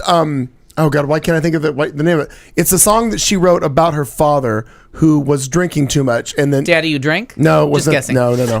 But she's done it multiple times, and it's very. But she can sing. She has a hell of a voice. Yeah. But it's often masked by all the odd, weird shit that she does. Yeah. Now, I'm not. I like what she's doing with Bennett because again, it's classic. I like what she's doing. She still does glitter shit, and she's still Gaga. I get that, but I don't need. She's another one of those people that I'm of that world. I don't need all that. I'm just going to come to a concert. I want to sit for the entire concert because I paid $85 fucking to sit in that seat. Right. I don't want to stand the whole time. Just sing, for God's sake. And she really did on this one. It was just. She does know how. It was so beautifully controlled, and she listened to him. And he's a little bit older, and maybe can't pull up. I know, and I'm so sorry, Edith, but I can't. I can't do both. So I read off my list. So whatever goes on behind me just goes on behind me. No, she's fine. Edith is just loaded. It's fine. Edith's so drunk again. No, John Legend in Common. I nice, but I didn't really care. And that sounds wrong. It was too late in the game. Like by this time we were at like 3 hours and 45 minutes, and even fast forwarding, I'm like, oh. Okay. Miranda Lambert was the only person bleeped all night, and I want to know what she said. Really? But that Little Red Wagon and country music. I get it that you all sing, you all play your instruments. There's no auto tuning. But do we have to sing like Walmart parking lot anthems? Like, haven't we learned anything from Shania Twain that like, you look like Brad Pitt, but I don't care? Like, can we just get the lowest common denominator out of your songwriting? Unfortunately, that's a lot of it. But country music's one of those things that you have to kind of pick and choose in. Right. And there are wonderful gems out there. Oh, in the industry. And I'm a big fan of country music now because of the no auto tune, real instruments. Yeah. It amazes me. Ed Sheeran with John Mayer. I like some of the older stuff. I mean, that's here and there, but a lot of times we're rhyming with "My dog is dead, my truck broke down." Right, you're right. And I just I just need a little bit of artistry in your songwriting to match what you're giving me vocally, because they give it vocally and band wise. These people are on fucking fire and fun, like a Brad Paisley to me, a Blake Shelton. Blake Shelton is, and I like what's his name too. He's funny. What's the guy that I thought was wearing a wig for a long time? Then he married Nicole Kidman. Keith Urban. I like a lot of Keith Urban, but the Dixie Chicks, that's serious shit. The lyrics are good, and those Dixie bitches Chicks. can sing. I agree. And play all their instruments. One of the best concerts. I love country. Yeah. Ed Sheeran. That a girl, Edith. I like it. Ed Sheeran, Thinking Out Loud. I just went and bought the album. That was hook, line, and sinker. That is a very I've been into that album for a couple of weeks. Very and just, talented listening. man. Juanes, I don't know how you're saying that. The Latino singer. Very attractive. The song was good, Juntos, and he played with the band. That was very nice. I don't know what the hell they were doing. I never heard of it, but I liked it, and I applauded at my TV.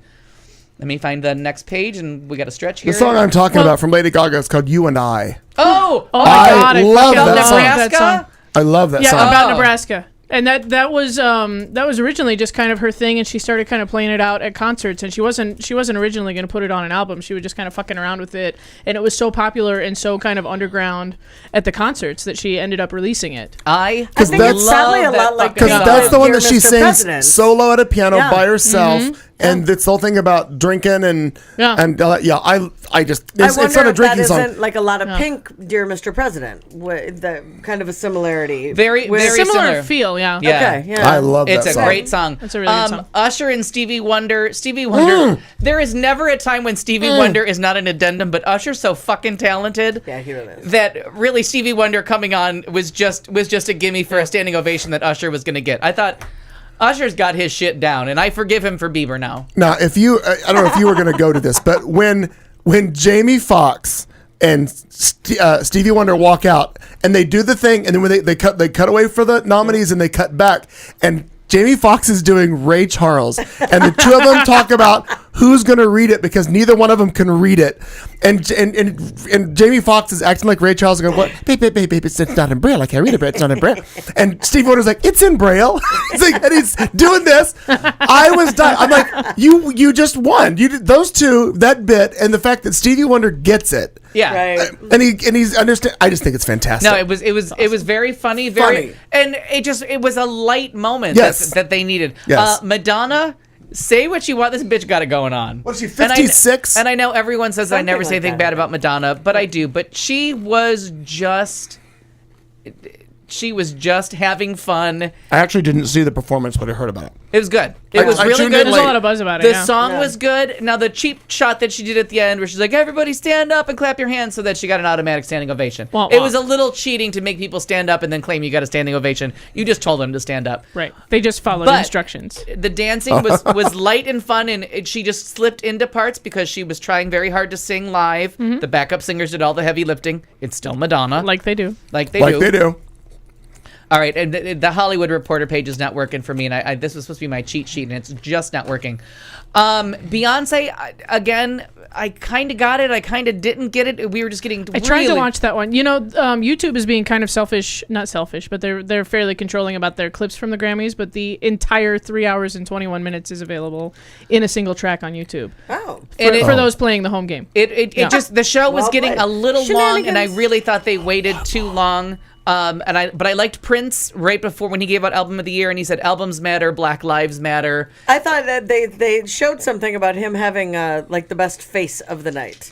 Yeah, he did. He made like just a great kind of.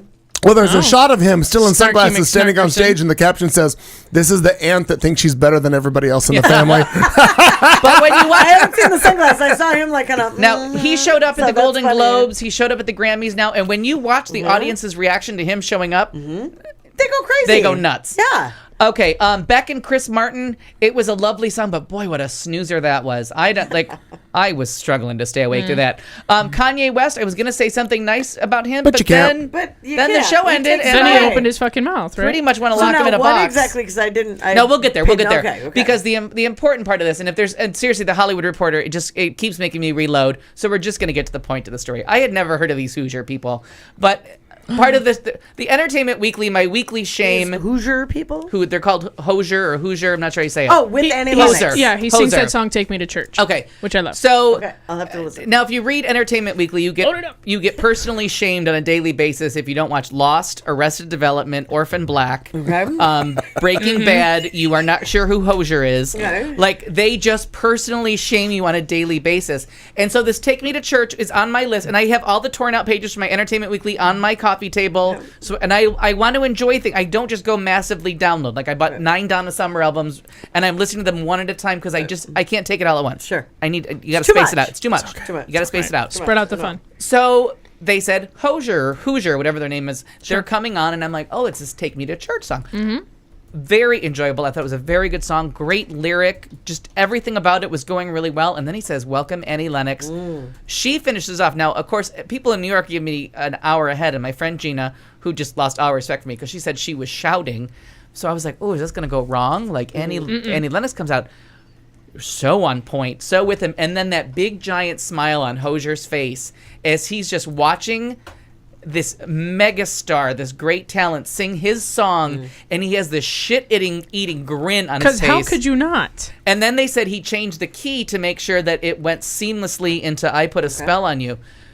Oh my God! I mean, I was obsessed. Okay. I was on my feet in my living room by myself, like swaying to the like Nell, like Love it. full on Jodie Foster playing a she-tard. Chickabee, pow singing pow, in the wind. singing in the wind. Not a she-tard. I went full on she-tard for this business.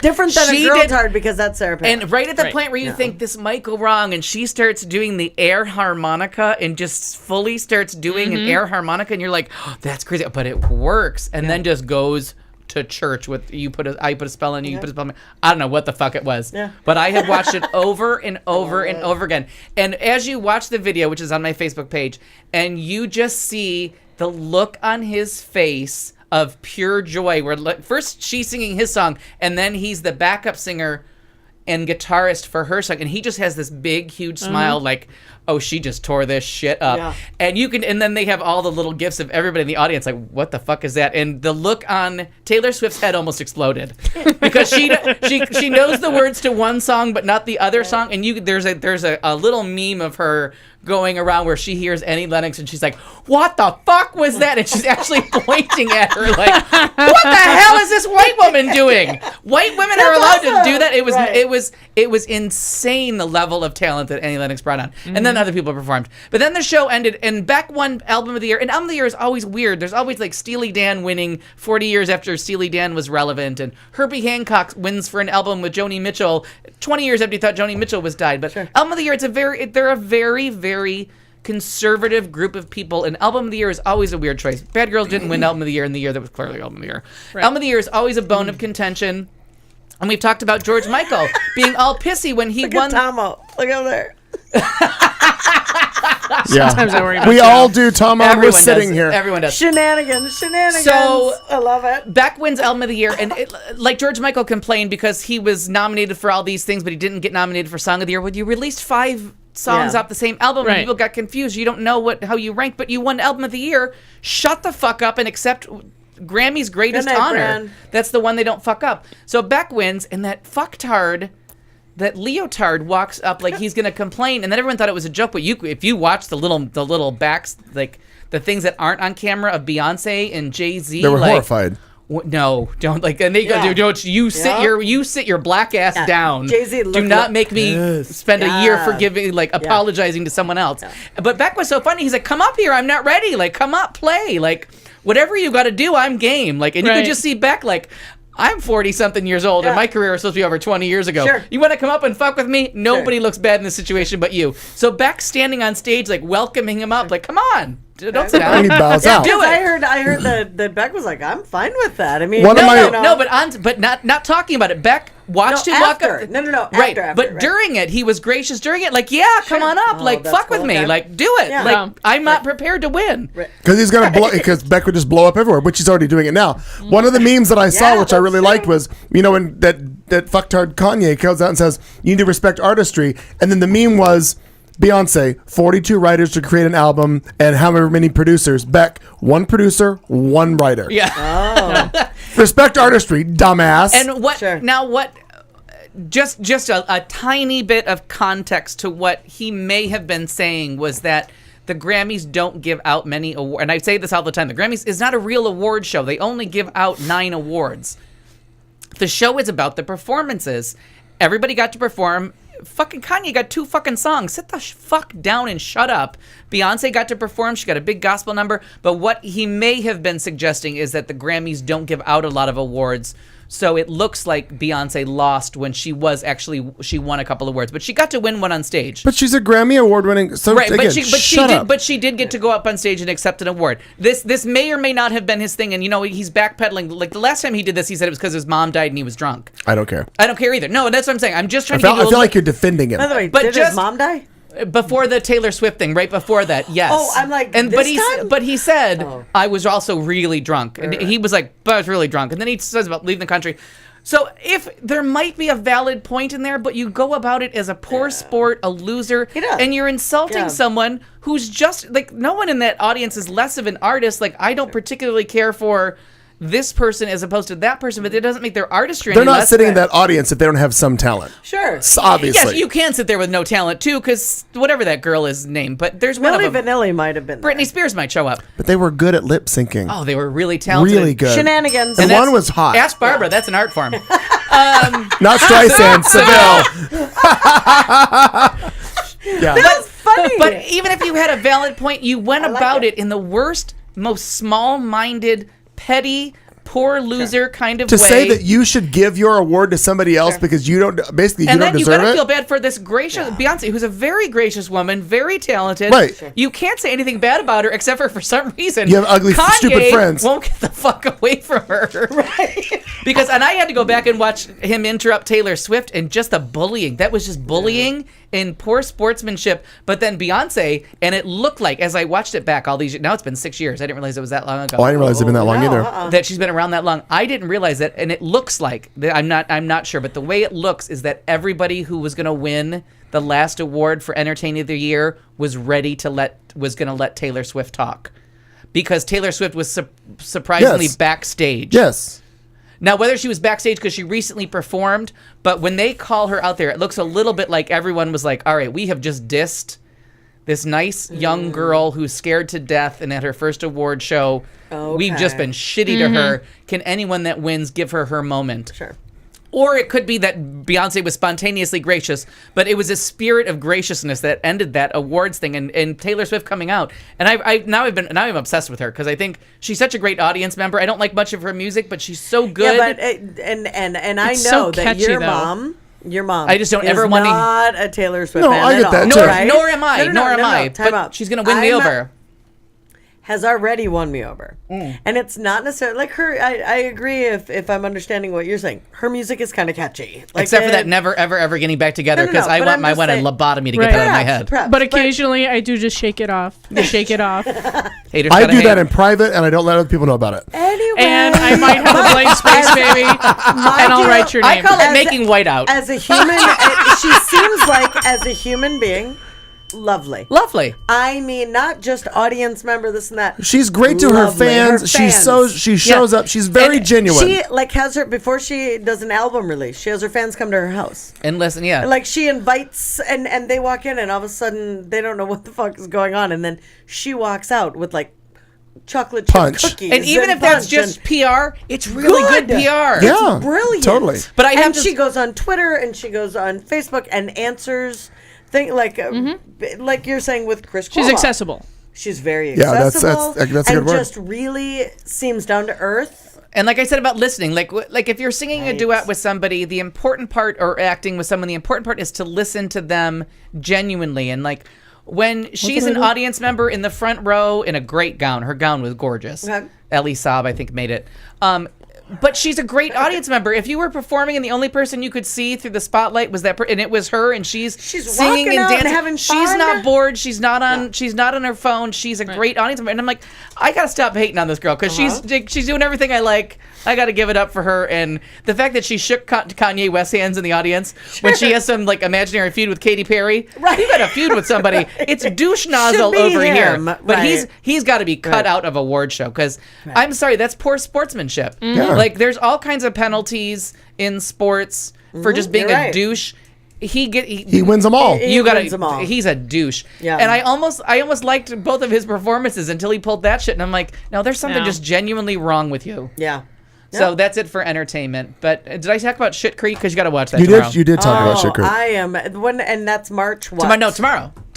Starts tomorrow. Oh, it is tomorrow. I have written down at home because it was 2 weeks away. Well, write it down again. Nope, and it's on. It was like 2 weeks away when I first saw it, and so you know how like on your programming you can't DVR something that far ahead, sure. Yeah, and so that's why I'm like, look, now I have to change it. Shit.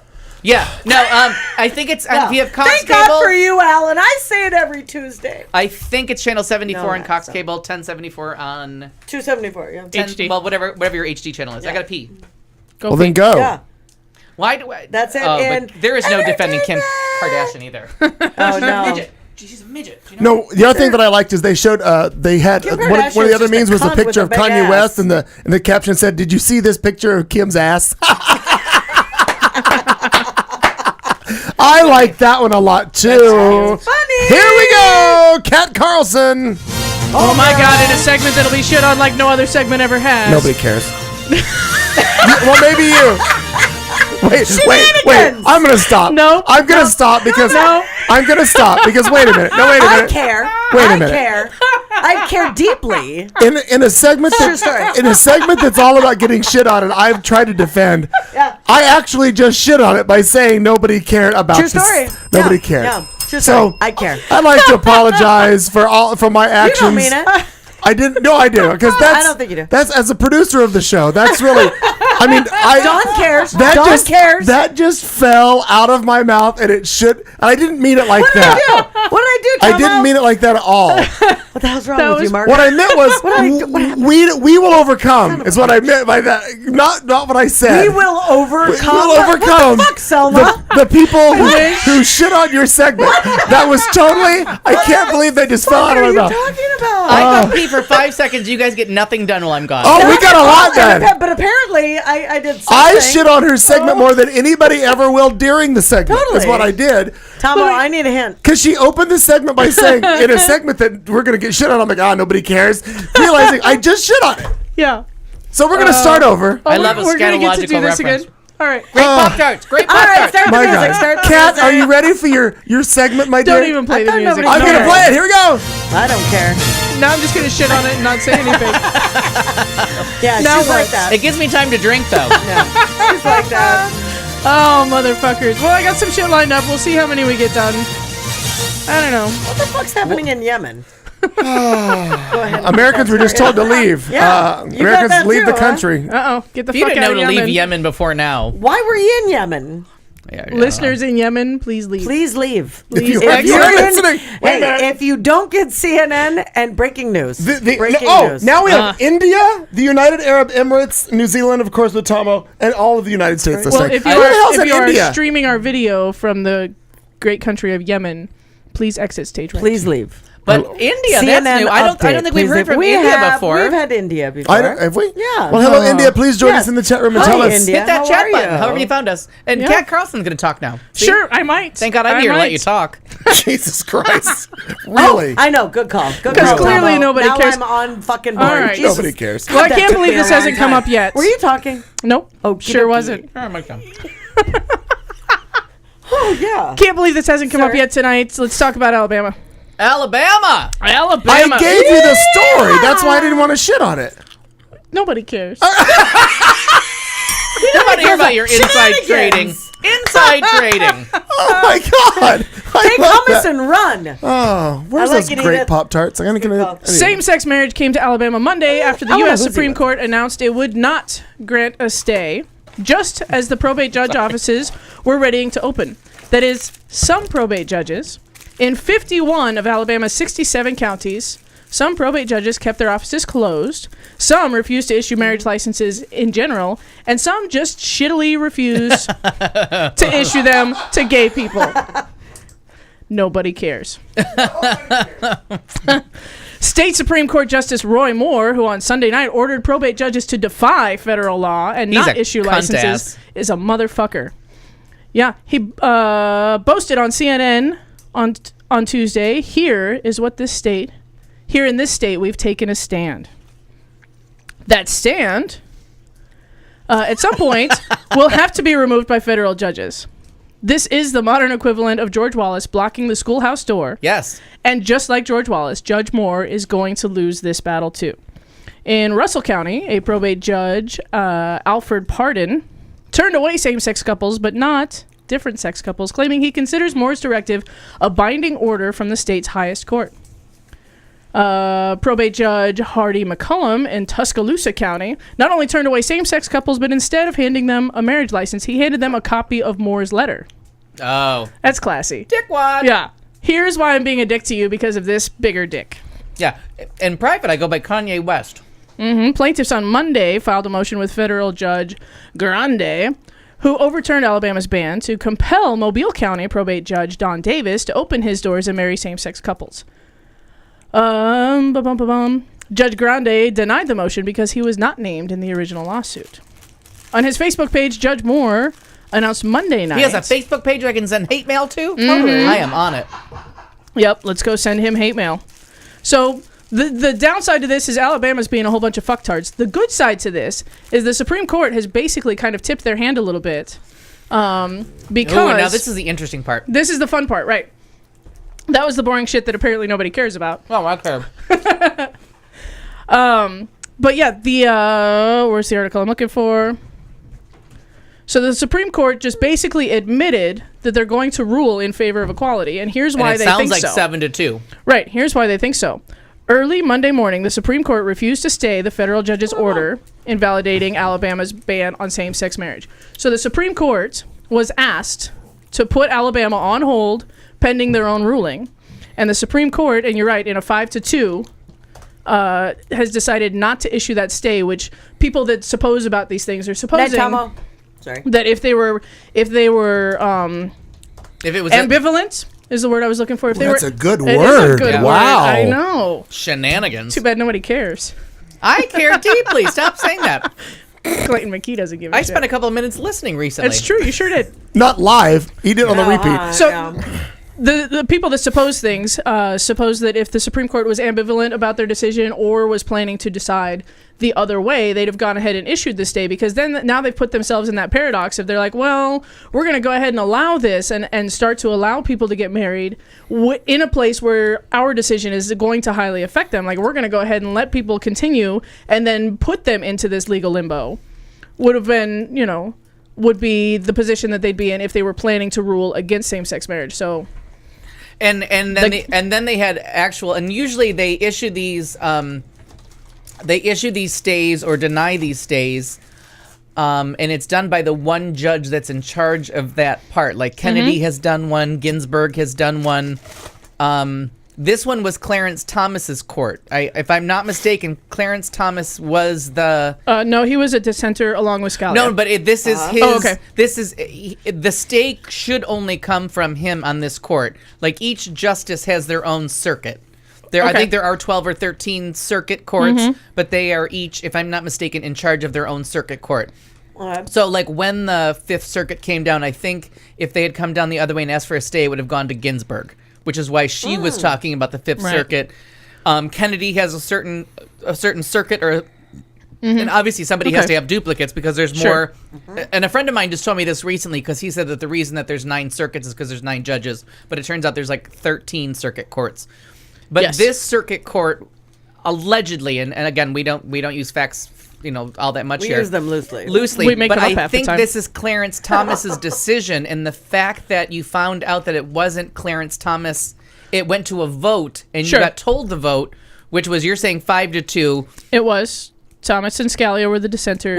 But there's 9 judges, so it should be Right. 7-2. But so you're wondering about Roberts, and you're wondering about Kennedy, who would be the ones that usually go to the side of conservatism. But the only people that wrote a dissent, and there's not usually a dissent. If you go back through all the other times they've denied a stay, no one has given a vote total, and certainly no one has written a dissent. we're not going to, right. But the fact that Scalia, who's just a fucktard of the highest degree, and Clarence Thomas, who doesn't talk, he's only asked one question in like all his years on the bench. Yeah, sure. He doesn't speak. That he issued, and he usually just signs off on whatever Scalia says. And the question was, can I have another Diet Coke? Right. Oddly. Did you know Oddly. that? That's the size of my penis. What is that? So I mean, and I don't want to dance too early or celebrate. Right, in and nobody advance, does. And it seems Nobody does. At first, it seemed like, oh, we're kind of maybe like banging the flag a little too hard. But then, as I read more of what the people suppose or propose, whatever you're saying, it really does look like It really they're kinda does. both saying Well- like we've lost this 7-2, and we just want to start our bitching now because we don't stand a chance. And even in a direct quote from Justice Thomas's dissent, he wrote that this may well be seen as a signal of the court's intended resolution of the constitutionality of gay marriage bans. And this article that I'm reading is from Slate.com. And they say that Thomas and Scalia meant that to be a grave warning, but the rest of us are taking it as the white flag and a cause for celebration. Oh. Right, and you really have to decide how you want to take it, and that's why I'm anybody who reads this and thinks, oh, maybe not. I'm thinking that if Roberts and Kennedy didn't throw their name in the hat, and we're all waiting on Kennedy. Kennedy is Sure. Justice number 5. That is who we're waiting for, Right. and he has been the deciding factor on the sodomy cases. Right. Every case that's come down on this, Kennedy has been the one to decide. But it looks like, and we've talked about this on the show for almost 3 years now, Roberts is worried about his legacy. Now we're he into doesn't- legacy he time. doesn't wanna be- He does not want to be the The Grand Republican. Poobah- No, what do they call it? The Chief Justice of the court that went for discrimination. Like he does I liked not. Grand Poobah. Grand Poobah. So it's a very that. it's a Yep, very sure. interesting case. But Roy Moore, who we named fucktard of the century last week, just keeping the ball moving. Just keep it going. Yeah, just keep. There, once somebody's got the Grand Poobah fucktard's hat, there is just no stopping a good I mean, man. You you- can't keep him down. You might as well just dance Hey, around. But United please Arab go. Emirates, UAE. It has Hey! to be. It has What? to be. D from the UAE. Well, this is welcome, welcome, UAE. D. Am I right? Oh my God. United Arab Emirates. Emirates, Yes. yes, we've This been is the- waiting and waiting. This is the first time you've joined us in the chat room. Thank you so much. Thank you. May I just shenanigans? I just want to point out for everyone else who is in the chat room, been in the chat room, we adore you and we get this excited after the show about you. We just wanted to point out that D from the UAE. Thank you for finding And me in Brand the chat and Edith room. are new the last And couple of Brand weeks. and We're very Edith, I know it. excited. Who's Nero? What's happening? What's happening? Nero is outside the U.S. Where are you? Because I'm all loving I it. see. No, Oh, are you, Nero is new too. I'm not familiar Are with you, No, Nero. I'm are not you either. are you by chance in India? Because I see that in our listing of listeners, but are you viewing? Because I can't see where you're from if you're a viewer. But more information in the chat room. Let us know. Thank you. But welcome. I Yeah, love welcome. that. This is And awesome. Nero and United Arab Emirates, thank you for helping us shit on No Cat's D. segment. No D. Shenanigans. No D. From United. in United Arab Emirates. patiently Nero waiting. is from somewhere else. I think I just burped and said United Arab That Emirates. doesn't make you more butch. Nero's in Finland. This is fantastic. Are you watching or Shenanigans. listening, Nero? Question, because I don't see Finland in our listeners. You must be watching. We're glad of If that. only there was a way we could communicate directly with the people in the chat room. Because I am Finland pretty. Oh, she wants to keep Oh, talking. fuck her. You do your segment. I'm going to start Fuck typing. me. Yeah. Start talking. I'm going to type. And you should Good meet God Pascal almighty. because he's from close by there too. Pascal, frequent listener. Yep. Nero's watching. This just in. Nero's watching. Oh, Nero, I'm prettier in person, honey. In a dark light. Well, Unless you're a lesbian, then Marnie's prettier. right. Excuse me. All right. Thank you. All you homos nice that to- work for the state of Kansas, sad news. Oh, no shit. Another douche Sad What's happening? motherfucking news. State workers are no longer protected based on their sexual orientation or gender identity following an executive order by Governor Sam Brownback What on a Tuesday. dumbass. His order rescinds a prior order from former Governor Kathleen Sebelius. Yeah, I had trouble with that too. That's why I gave you the story. Cuntard. I didn't do any research. Governor Kathleen expanded the protections. Brownback also issued a separate order which includes language to encourage employment practices of veterans and people with disabilities. Executive Order 1502 reaffirms the commitment of the state of Kansas to employment practices which do not discriminate based on race, color, gender, religion, national origin, ancestry, or age.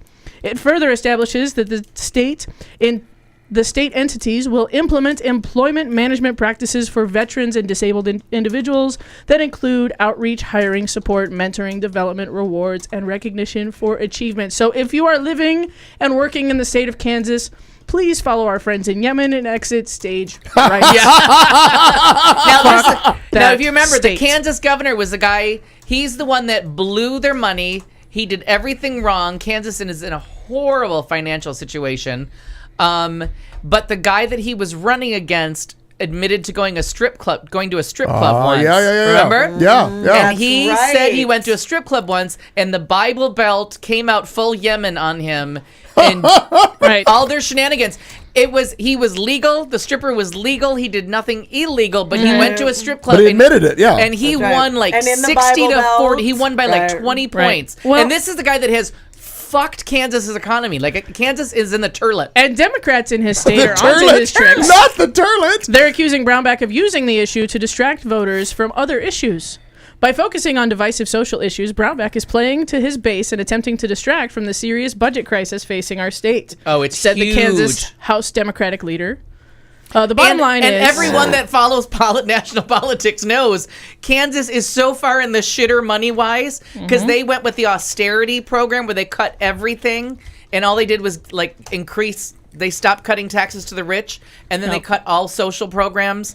Like, their health care system is going on. Every single part of Kansas is going under, and this guy's denying rights to, like, gay people, hoping that somebody will be like, stop looking at the poor person starving on your corner. This guy is. We've just alienated gay people, but fucked heart of the century. Please just exit Kansas stage right. Seriously. Fuck this guy, and then pay more attention to your local politics. Oh my god! Yeah.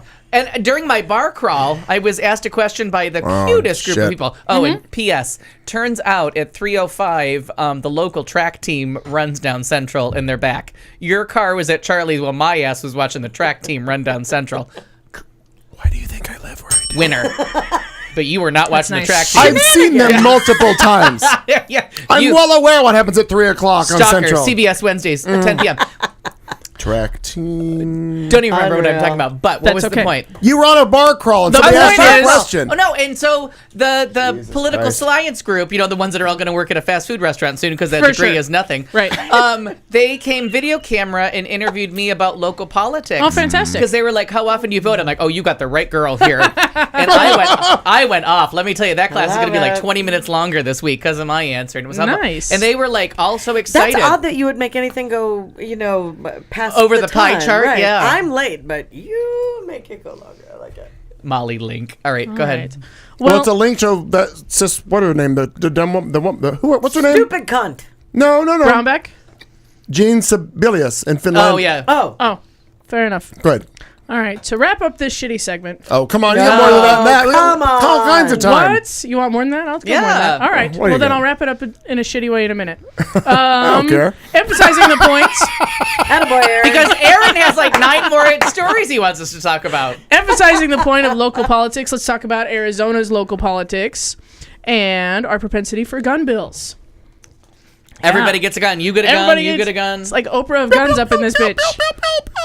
Gun-related bills have been a controversial fixture of Arizona politics in recent years, but so far this session, they've taken a backseat as lawmakers focus on the state's ongoing budget woes. So guns in the back seat. Yeah, exactly.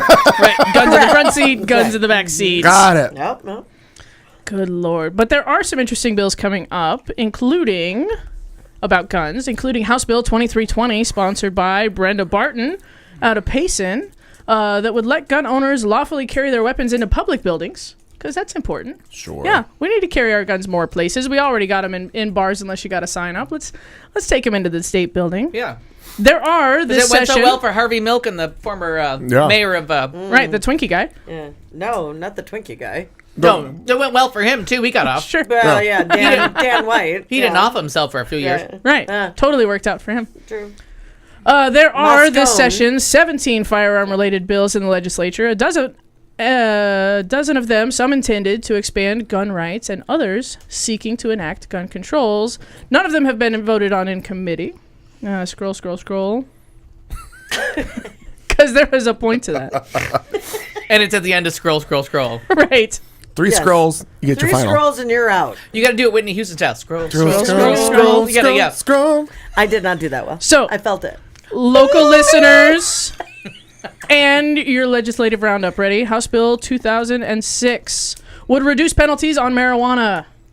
That has seen no activity in the legislature.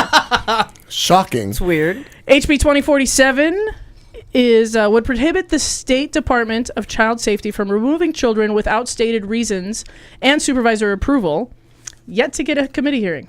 Crazy. So, yeah, the bill to prevent CPS from just yanking children without any approval, yet to get into committee. HB 2079 would require all voting materials for bond questions to include the words property tax measure. That's awaiting the final House vote. Yeah, whatever.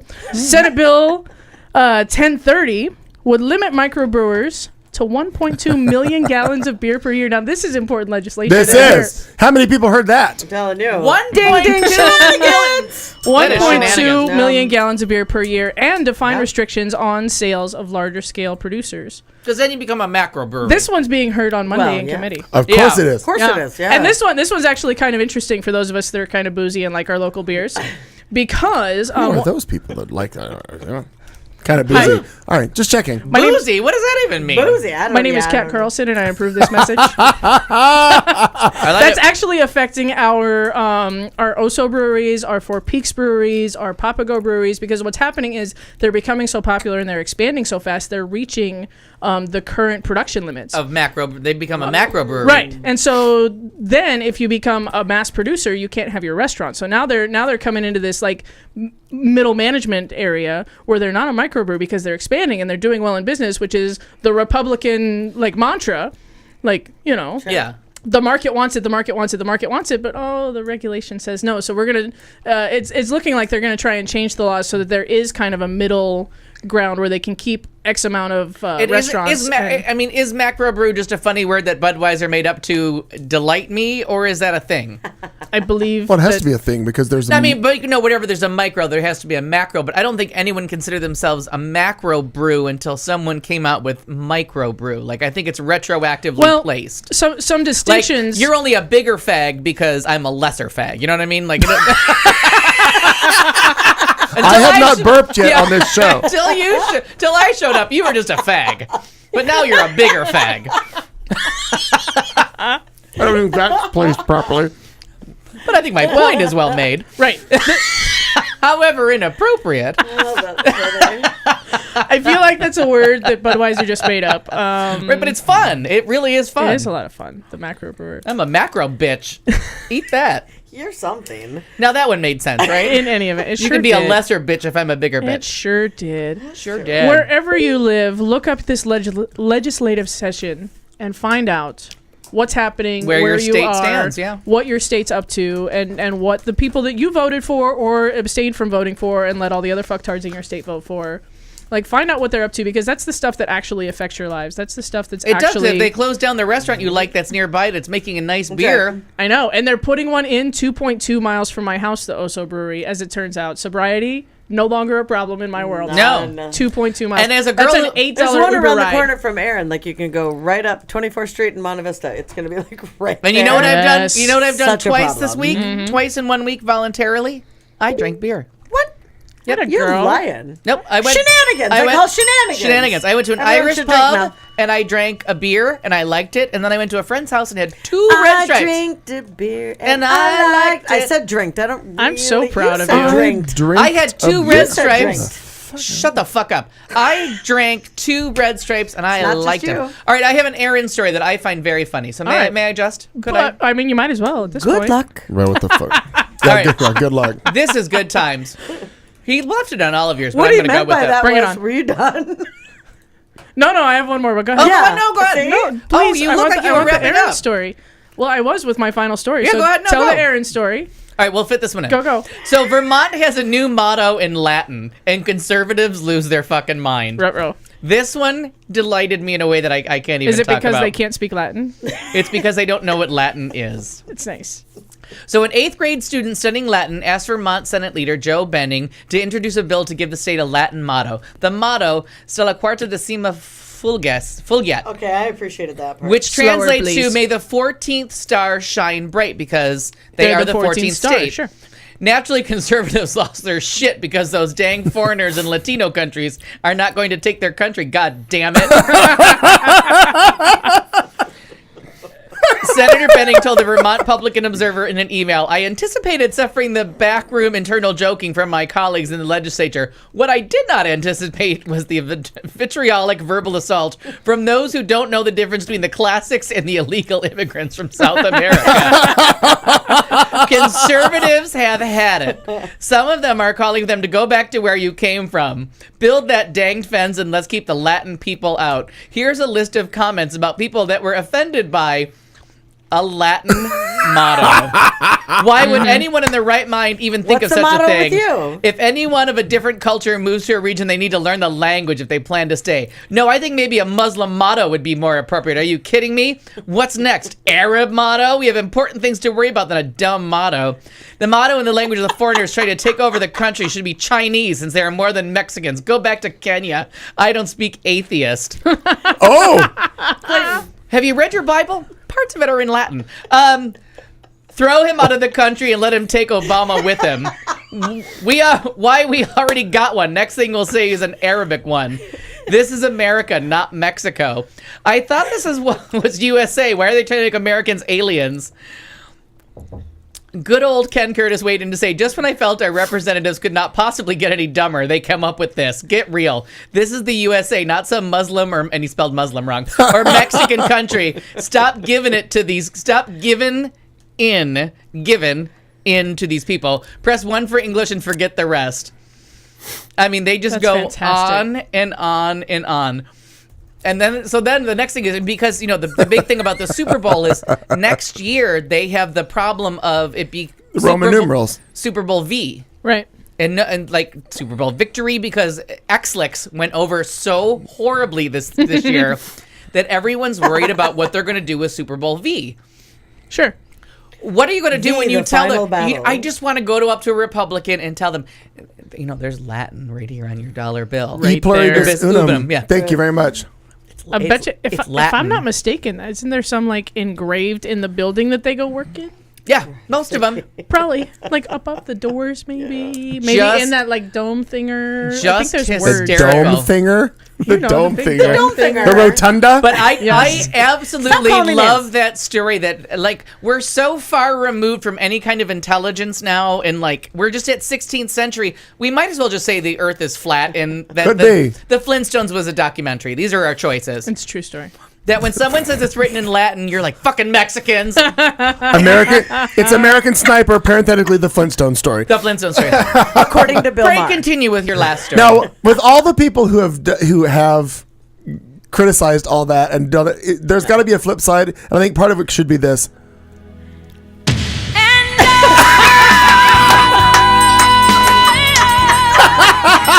Thank you, Drew. Say it for or play it. Say it or play it. Thank you, You know, Drew, for waiting on that one. Thank you That very much. especially romantic song brings us to my final story. Oh, Segway well City. played. I I like like it. it. I like it. Oh, it's L. It'll be Super Bowl L. It'll be Super Bowl large next year. Not You V. are correct. I think L is 50. Speaking of people who don't know what the Roman V is numerals 5. are, I'm drunk. sell it. I bought it. I didn't have to Hey, Dosey Domi. What? Please. Dosey Sorry. Domi, bitch. Please go ahead. Pray continue, lady. What's the point in segueing? It's yeah. just gonna get shit on. But this weekend happens to be Valentine's Day, and if you're not sure what to get him for Valentine's Day, God how about a damn. chocolate butthole? I'll take one of those. That's right.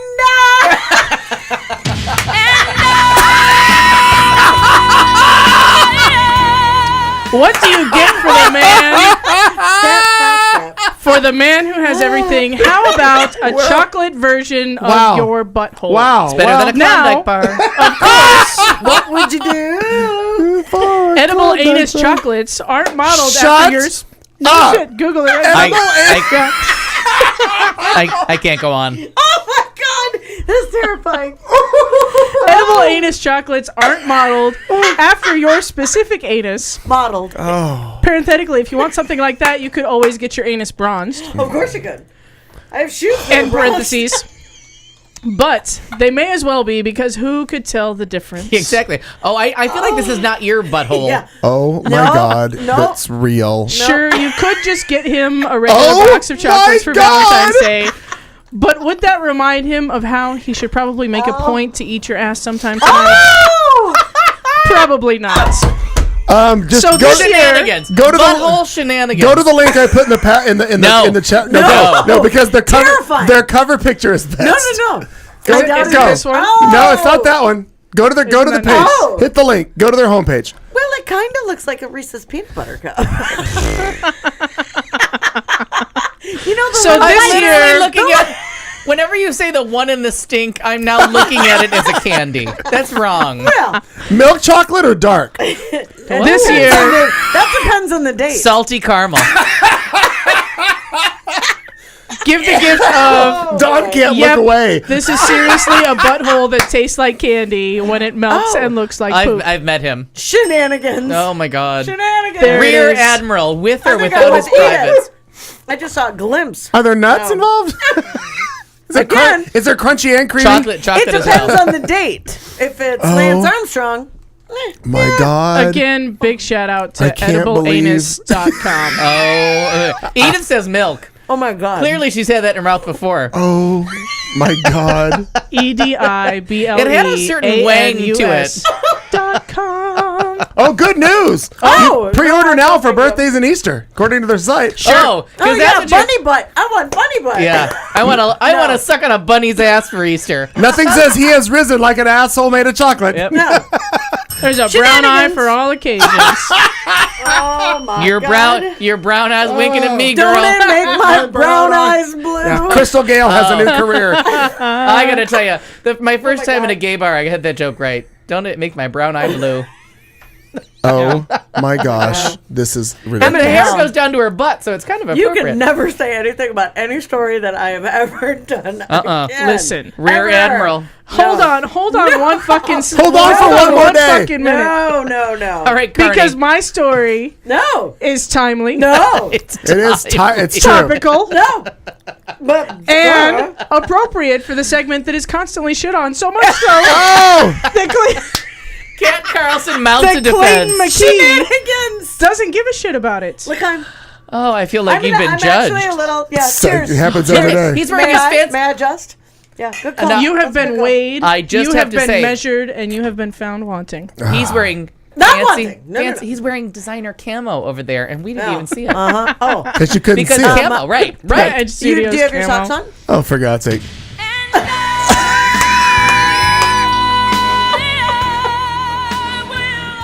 Oh my God in heaven. That's fantastic. You go down on one guy, and the next thing you know, they make a candy selection out of it. Jesus Christ.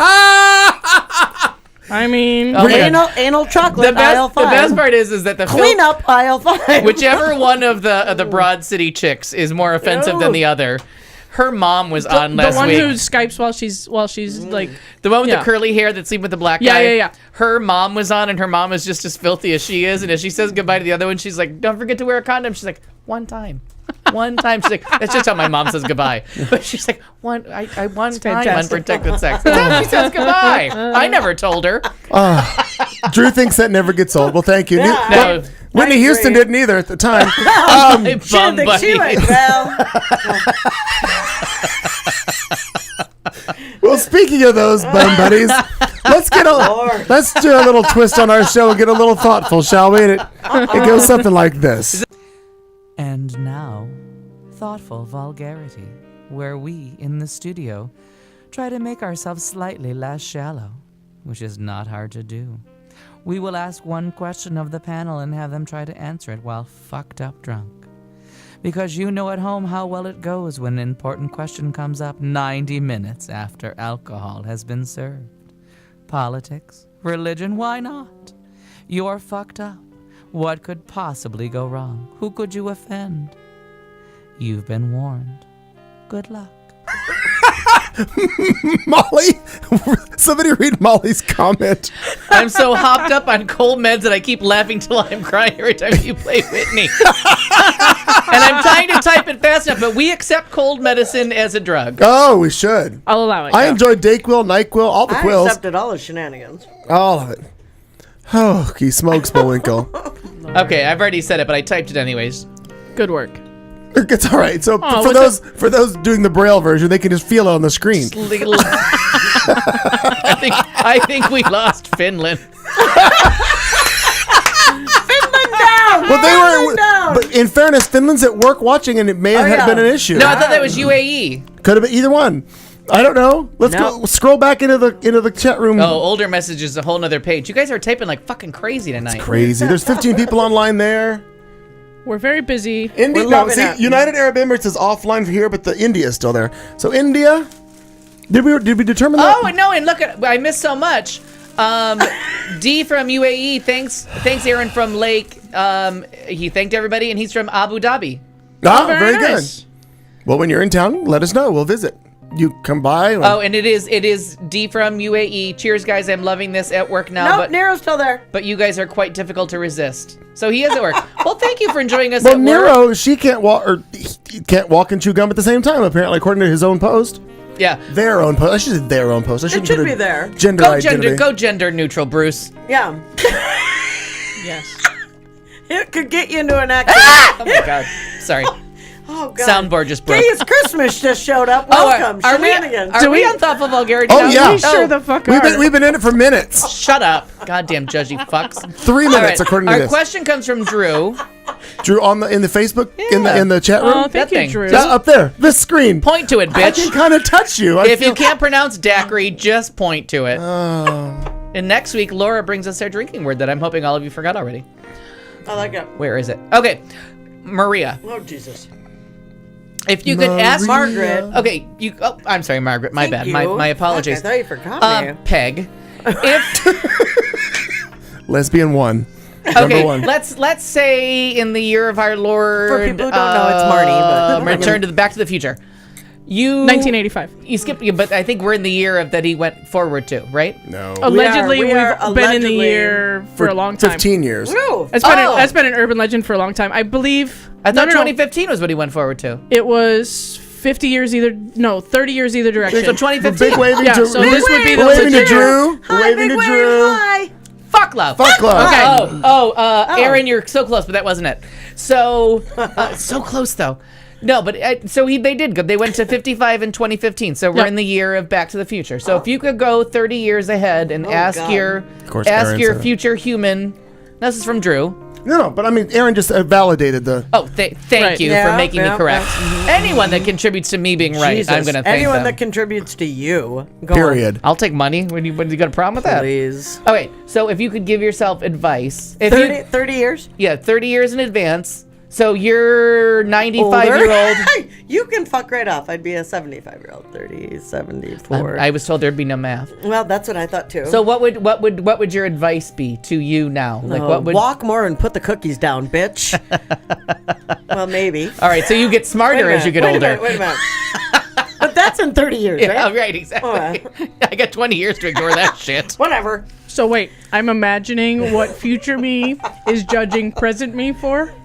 Or what? Yeah, or what? Do you have your own one-man show impersonating Mr. Las Vegas? But Maybe I do. Put the bottle down. But Isn't that? put- Oh no, that's and thoughtful make better vulgar. life Yeah, choices. Life choices. Yeah, there's that. I'm just gonna keep. There is no squirting. good in your goodbye. There is no. There is none. But so, I mean, what would you tell yourself to worry more about or worry less? Because I think there's worry less about too. Like what I are? agree. I totally think. But I don't want to feed your answer. No, so because answer the I was fucking gonna- question. That's God actually damn where I was it. gonna go. That it'd be worry less. About God STDs, damn near everything. shingles. What are you worried about less about? Well, so I think it would be. I'd be concerned that there wouldn't be another chili cook-off ever. I'd be sad. It'd be so sad. You would offer some reassurance that there's another. there's one coming up. There's one They've coming. moved it to Roscoe's. Not the same. It's totally different. For years now. God, it's totally different, Kat. Anyway, I think that I would tell myself to worry more about money. Oh, yeah. And being smart with it. Like, not to be so caught up with, how much I make. Yeah, I can't eat today because you had a nice TV then. Right. But to be smarter with those choices. But not get so caught up in it that you have fucking colitis or something. And to worry less. It's so cliche, but worry less about the little shit. Because I get really stressed out about the little things. Oh, and everyone does. I think a lot of people do. Yeah. I definitely feel myself, and that's the big things. I can handle the big things, but little things I absolutely do not handle. I do not handle them well. So that's what I would just it's fine. Mm-hmm. And to decipher what are those little things. What's big, what's little. Meh. I like that. Yeah. So I forgot your name.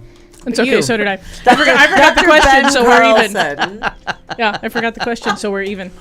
So if I could jump in my DeLorean and go back in time and give old me that's advice. fun too. Drew, is that not the Drew question? Allows that. No, but it's saying like what advice do you hope your future self would give to you? But I like going back to like. Oh, okay. What advice would I receive? Would I like to receive now? Mm-hmm. Yeah.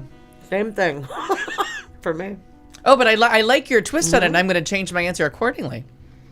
Well, because if I could jump in my DeLorean and go back, I would, I think I would tell myself to be less, How old would you be at this time? I'm one in 1985? Yeah. I'd be 7. Is that right? All right. 7. Oh, I don't know. I cleared my throat. I like all the... What Al meant was, me too. Yeah, yes. Yes. So I don't think 7-year-old me would listen, but I would try and impress upon 7-year-old me to be less self-conscious and more out there and more genuine of a person. But is that gonna fall on a 7-year-old? It's really just not. That's why I said. That's why I prefaced this with I don't think 7-year-old me would listen. If you listen to her entire okay, no, and I got you, but it kind of defeats the assignment. So then, what would I tell 7-year-old me? What would 60-something-year-old person say? What would you hope to hear from the old lady that walked in with you and told you to stop playing with that because it does cause Sarah Palin. You'll go blind. It does cause Sarah Palin syndrome, as it's known in 2045. Right. Don't step on the dog. It wasn't vaccines. It was listening to Sarah Palin, you fucking retard. Go ahead. Just eat your cookie. I think I would hope that if future me comes back in time to give me advice, it would be on how not to fuck up the kids too bad. Oh, that's very good. Like, you know what I mean? Because everybody fucks up their kids a little bit. But sometimes I wonder and think about just every little decision, any little decision, because some of it is so arbitrary. Some of it, it's a yes or no question. And you're like, all right, no. Or, well, all right, yes. And the things that are important to me in parenting, like, are they important in the future or are they just fucking these kids up? And do you wonder now, because I know I think back, not that I'm ever going to parent, but I think back a lot on now. Let me tell you. There's a lot of child protective services that just unclench their buttholes. Chocolate or otherwise. Light or dark chocolate. Yeah, crispy. But delicious. But don't you think about the things that you think your parents might have thought, well, I fucked up this, but this was not that big a deal, and you're like, wow, that's the thing that really fucked me up. Not that, you know what I mean? Like, for sure, yeah. Because perception is reality. So your parents thought, okay, that was a my that parents, was a shitty deal that lasted 12 hours, but that's what still 30 years later you're still harboring on. You can definitely tell that my parents raised very independent, self-sufficient, self-reliant children who are not as warm and emotionally connected and there's another word I was going for, but I completely escaped it. Did you have my parents? Maybe. Yeah. Maybe. Because you know what I mean? We can get shit done and we can take care of our fucking selves. We don't need you. Seriously, did we have the same parents? We may have. Yeah. Did they move to Utah for a couple of years? I don't know. Did they make fantastic drinks? Exactly. I want a recipe for a whiskey sour to prove they're different people. But and I can't speak for my sister except for watching like her life from the outside. I know for sure, or I feel for sure that I do not connect with people the way that other people describe connection. Yeah. No, and I just a bad ground. Maybe. Could be. But you know what? Those are so fucking hard to find because you have to go to every junction box. Yes, you have to really find it. I found that very moving because I say that about my family as well. That like they just, and when my mom got sentimental when she was near the end, I'm like, what the fuck is this? Like, oh my god, it would freak me out to see either of my parents cry. I don't think I've seen my parents cry in 20 years. And my mom was like, I didn't raise my children to talk like this. I'm like, yes, you did. Like, I'm a product. I am you personified. Like, who raised me then, bitch? that went over like gangbusters. Yeah, I'm sure it did. So in summary, I would hope that my future self would tell my present self what I'm doing wrong or correct as far as the kids go. Oh, that's lovely. I like that. Thank you. Drew, we have a winner. But please try, Clayton McKee. Apparently mine sucked. Sorry, Drew. I wasn't trying to win. I think one of the things that I would tell myself is, and it's horrible to say this, but be more guarded and trust less. Oh, no, I don't like that. But why? Because I've trusted too much in life and I have been fucked over. And it's a lesson that it's been very hard. It was really hard to learn because I was very much, and this is like my grandfather. Now, are you going back 30 years or ahead 30 years? No, where are you in the DeLorean? No, if I was, well, first of all, I wouldn't be in a DeLorean. Which duck be in a ground are you? Fiero. I'd be in a Fiero. So are you talking now, No. to the year-old self, or are you going forward to the year-old self? I don't like. Well, I was going back to 85 when I was and talking to me now. There's two separate questions going around, so I want to know which one you're answering. Yeah, that's the one I'm answering. I think I would be a little more guarded, like I said, and trust less, because one thing I learned in mainly from listening to family stories about things. My grandfather was a wonderful guy, loved him dearly, but he was one of the people who he was always on board. You bring him a new idea, something sound good. He'd always jump on board without a lot of analysis. And Grandma was always the one like, shut up, just calm down. Let's just put the brakes on a little bit. And I wasn't like that a lot more as I was younger. And I think I would be in a lot different situation with a lot of things if I would have put the brakes on more. If I would have, and I know I didn't in some aspects. So I would be that. And I appreciate that very much. I always, after someone has, or I become jaded, or that person that you feel that, well, I thought I would always trust that person, and now I just don't. And because of what they've done, I would hate. And this is what I always tell myself, and the only reason I go on and trust the next time is because I'd hate to miss that opportunity of the next person that I meet, that I don't trust them or I don't give anything of myself because of what some other asshole fucking did. And this great person that's in front of me, I've now gone, meh, and put them off to the side. And I truthfully, and I get exactly what you're saying, but I'm curious about those missed opportunities because of that. Oh, I don't even think about missed opportunities like that. Okay. I figure if it'll... That's fair. I totally understand. It's like the whole thing where I go through my world of... and again, I may be missing out on opportunities, but I've always said this. A lot of people are like, well, why don't... They go back to the dating thing. Why don't you date enough? Why don't you meet enough people? Blah, blah, blah, blah. And I'm like, I just don't... Look, if somebody's intimidated by me, you're having a lot of trouble with that. I'm glad you didn't squeal. Yeah, this time. It's but new. I like it. I've always thought it's called manly restraint. I'm giving it a whirl. I've always thought if people were intimidated by me and were afraid to talk to me, that wasn't a strong enough person that I needed to bother with, if that sounds like. So I usually surround myself by people who are that bold of a person. Oh yeah, because I can't seek you out. I don't have that kind of time. Right? Sure. No, I don't either. Mom's got to make money. Mama's got a cable bill to pay. If you're brought to me, by somebody else, then hey, meet my friend, blah blah blah blah blah, and they're not that person, I can get that. But if it's somebody who, they want to meet me and they just won't, I don't have time for that. Right. Now the irony in that, going back to an earlier story, I'm also that person. I rarely, if I want to talk to somebody, I rarely reach out. Okay. It's a rare occurrence for me. Sure. So Okay. again, I just the core of the question, the answer is No, it was beautiful. And I have to say that before Drew and I were friends on Facebook or knew who each other was, he sent me this message, and I just didn't get it he sent me a Facebook message before it went in the other box. Before we did a friend request. So as we've been messaging each other for the last week, I finally just scrolled up to see, because sometimes I like to look sometimes I'm drunk and miss some stuff. And the thing that he said first was a question for us, because we keep asking for people to send us in questions for this segment, and he actually responded. So please, all of you, send a question. I'm at Al T. Perkins on Facebook, or MISSEYAL@AOL.com. Send in the questions, because it's interesting, because I scramble a lot to find a question. Well, I guess we also just need to all remember that we need to look in our other folder for inboxes on Facebook, because that's where those go. If they're not a friend of yours, messages go into the other box, and you can find them. I did not know of this. I didn't know that. If you go to your messages now, look for the other. Look, I'm all like, oh. It's there, because I found a few myself that way. Yeah, so your answer, Al, to that same question.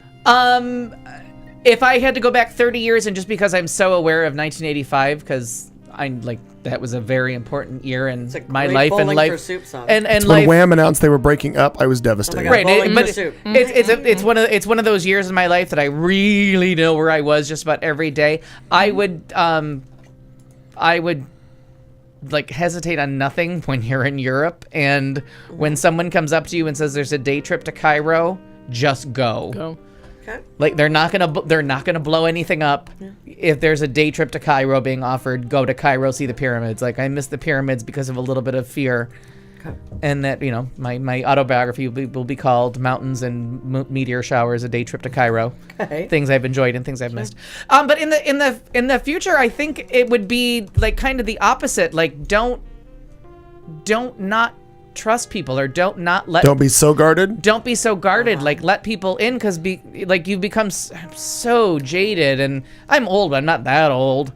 Let people in. Give stuff a whirl. Give stuff a second or second chance. I think third chance is too much, but give something another chance. You're right. And try one more time and see if that wasn't a better fit than you thought. Whether it was career-wise, school-wise, play-wise. Don't just always go with your gut instinct, and because my gut instinct is shut this shit down, and I do shut this shit down. Sure.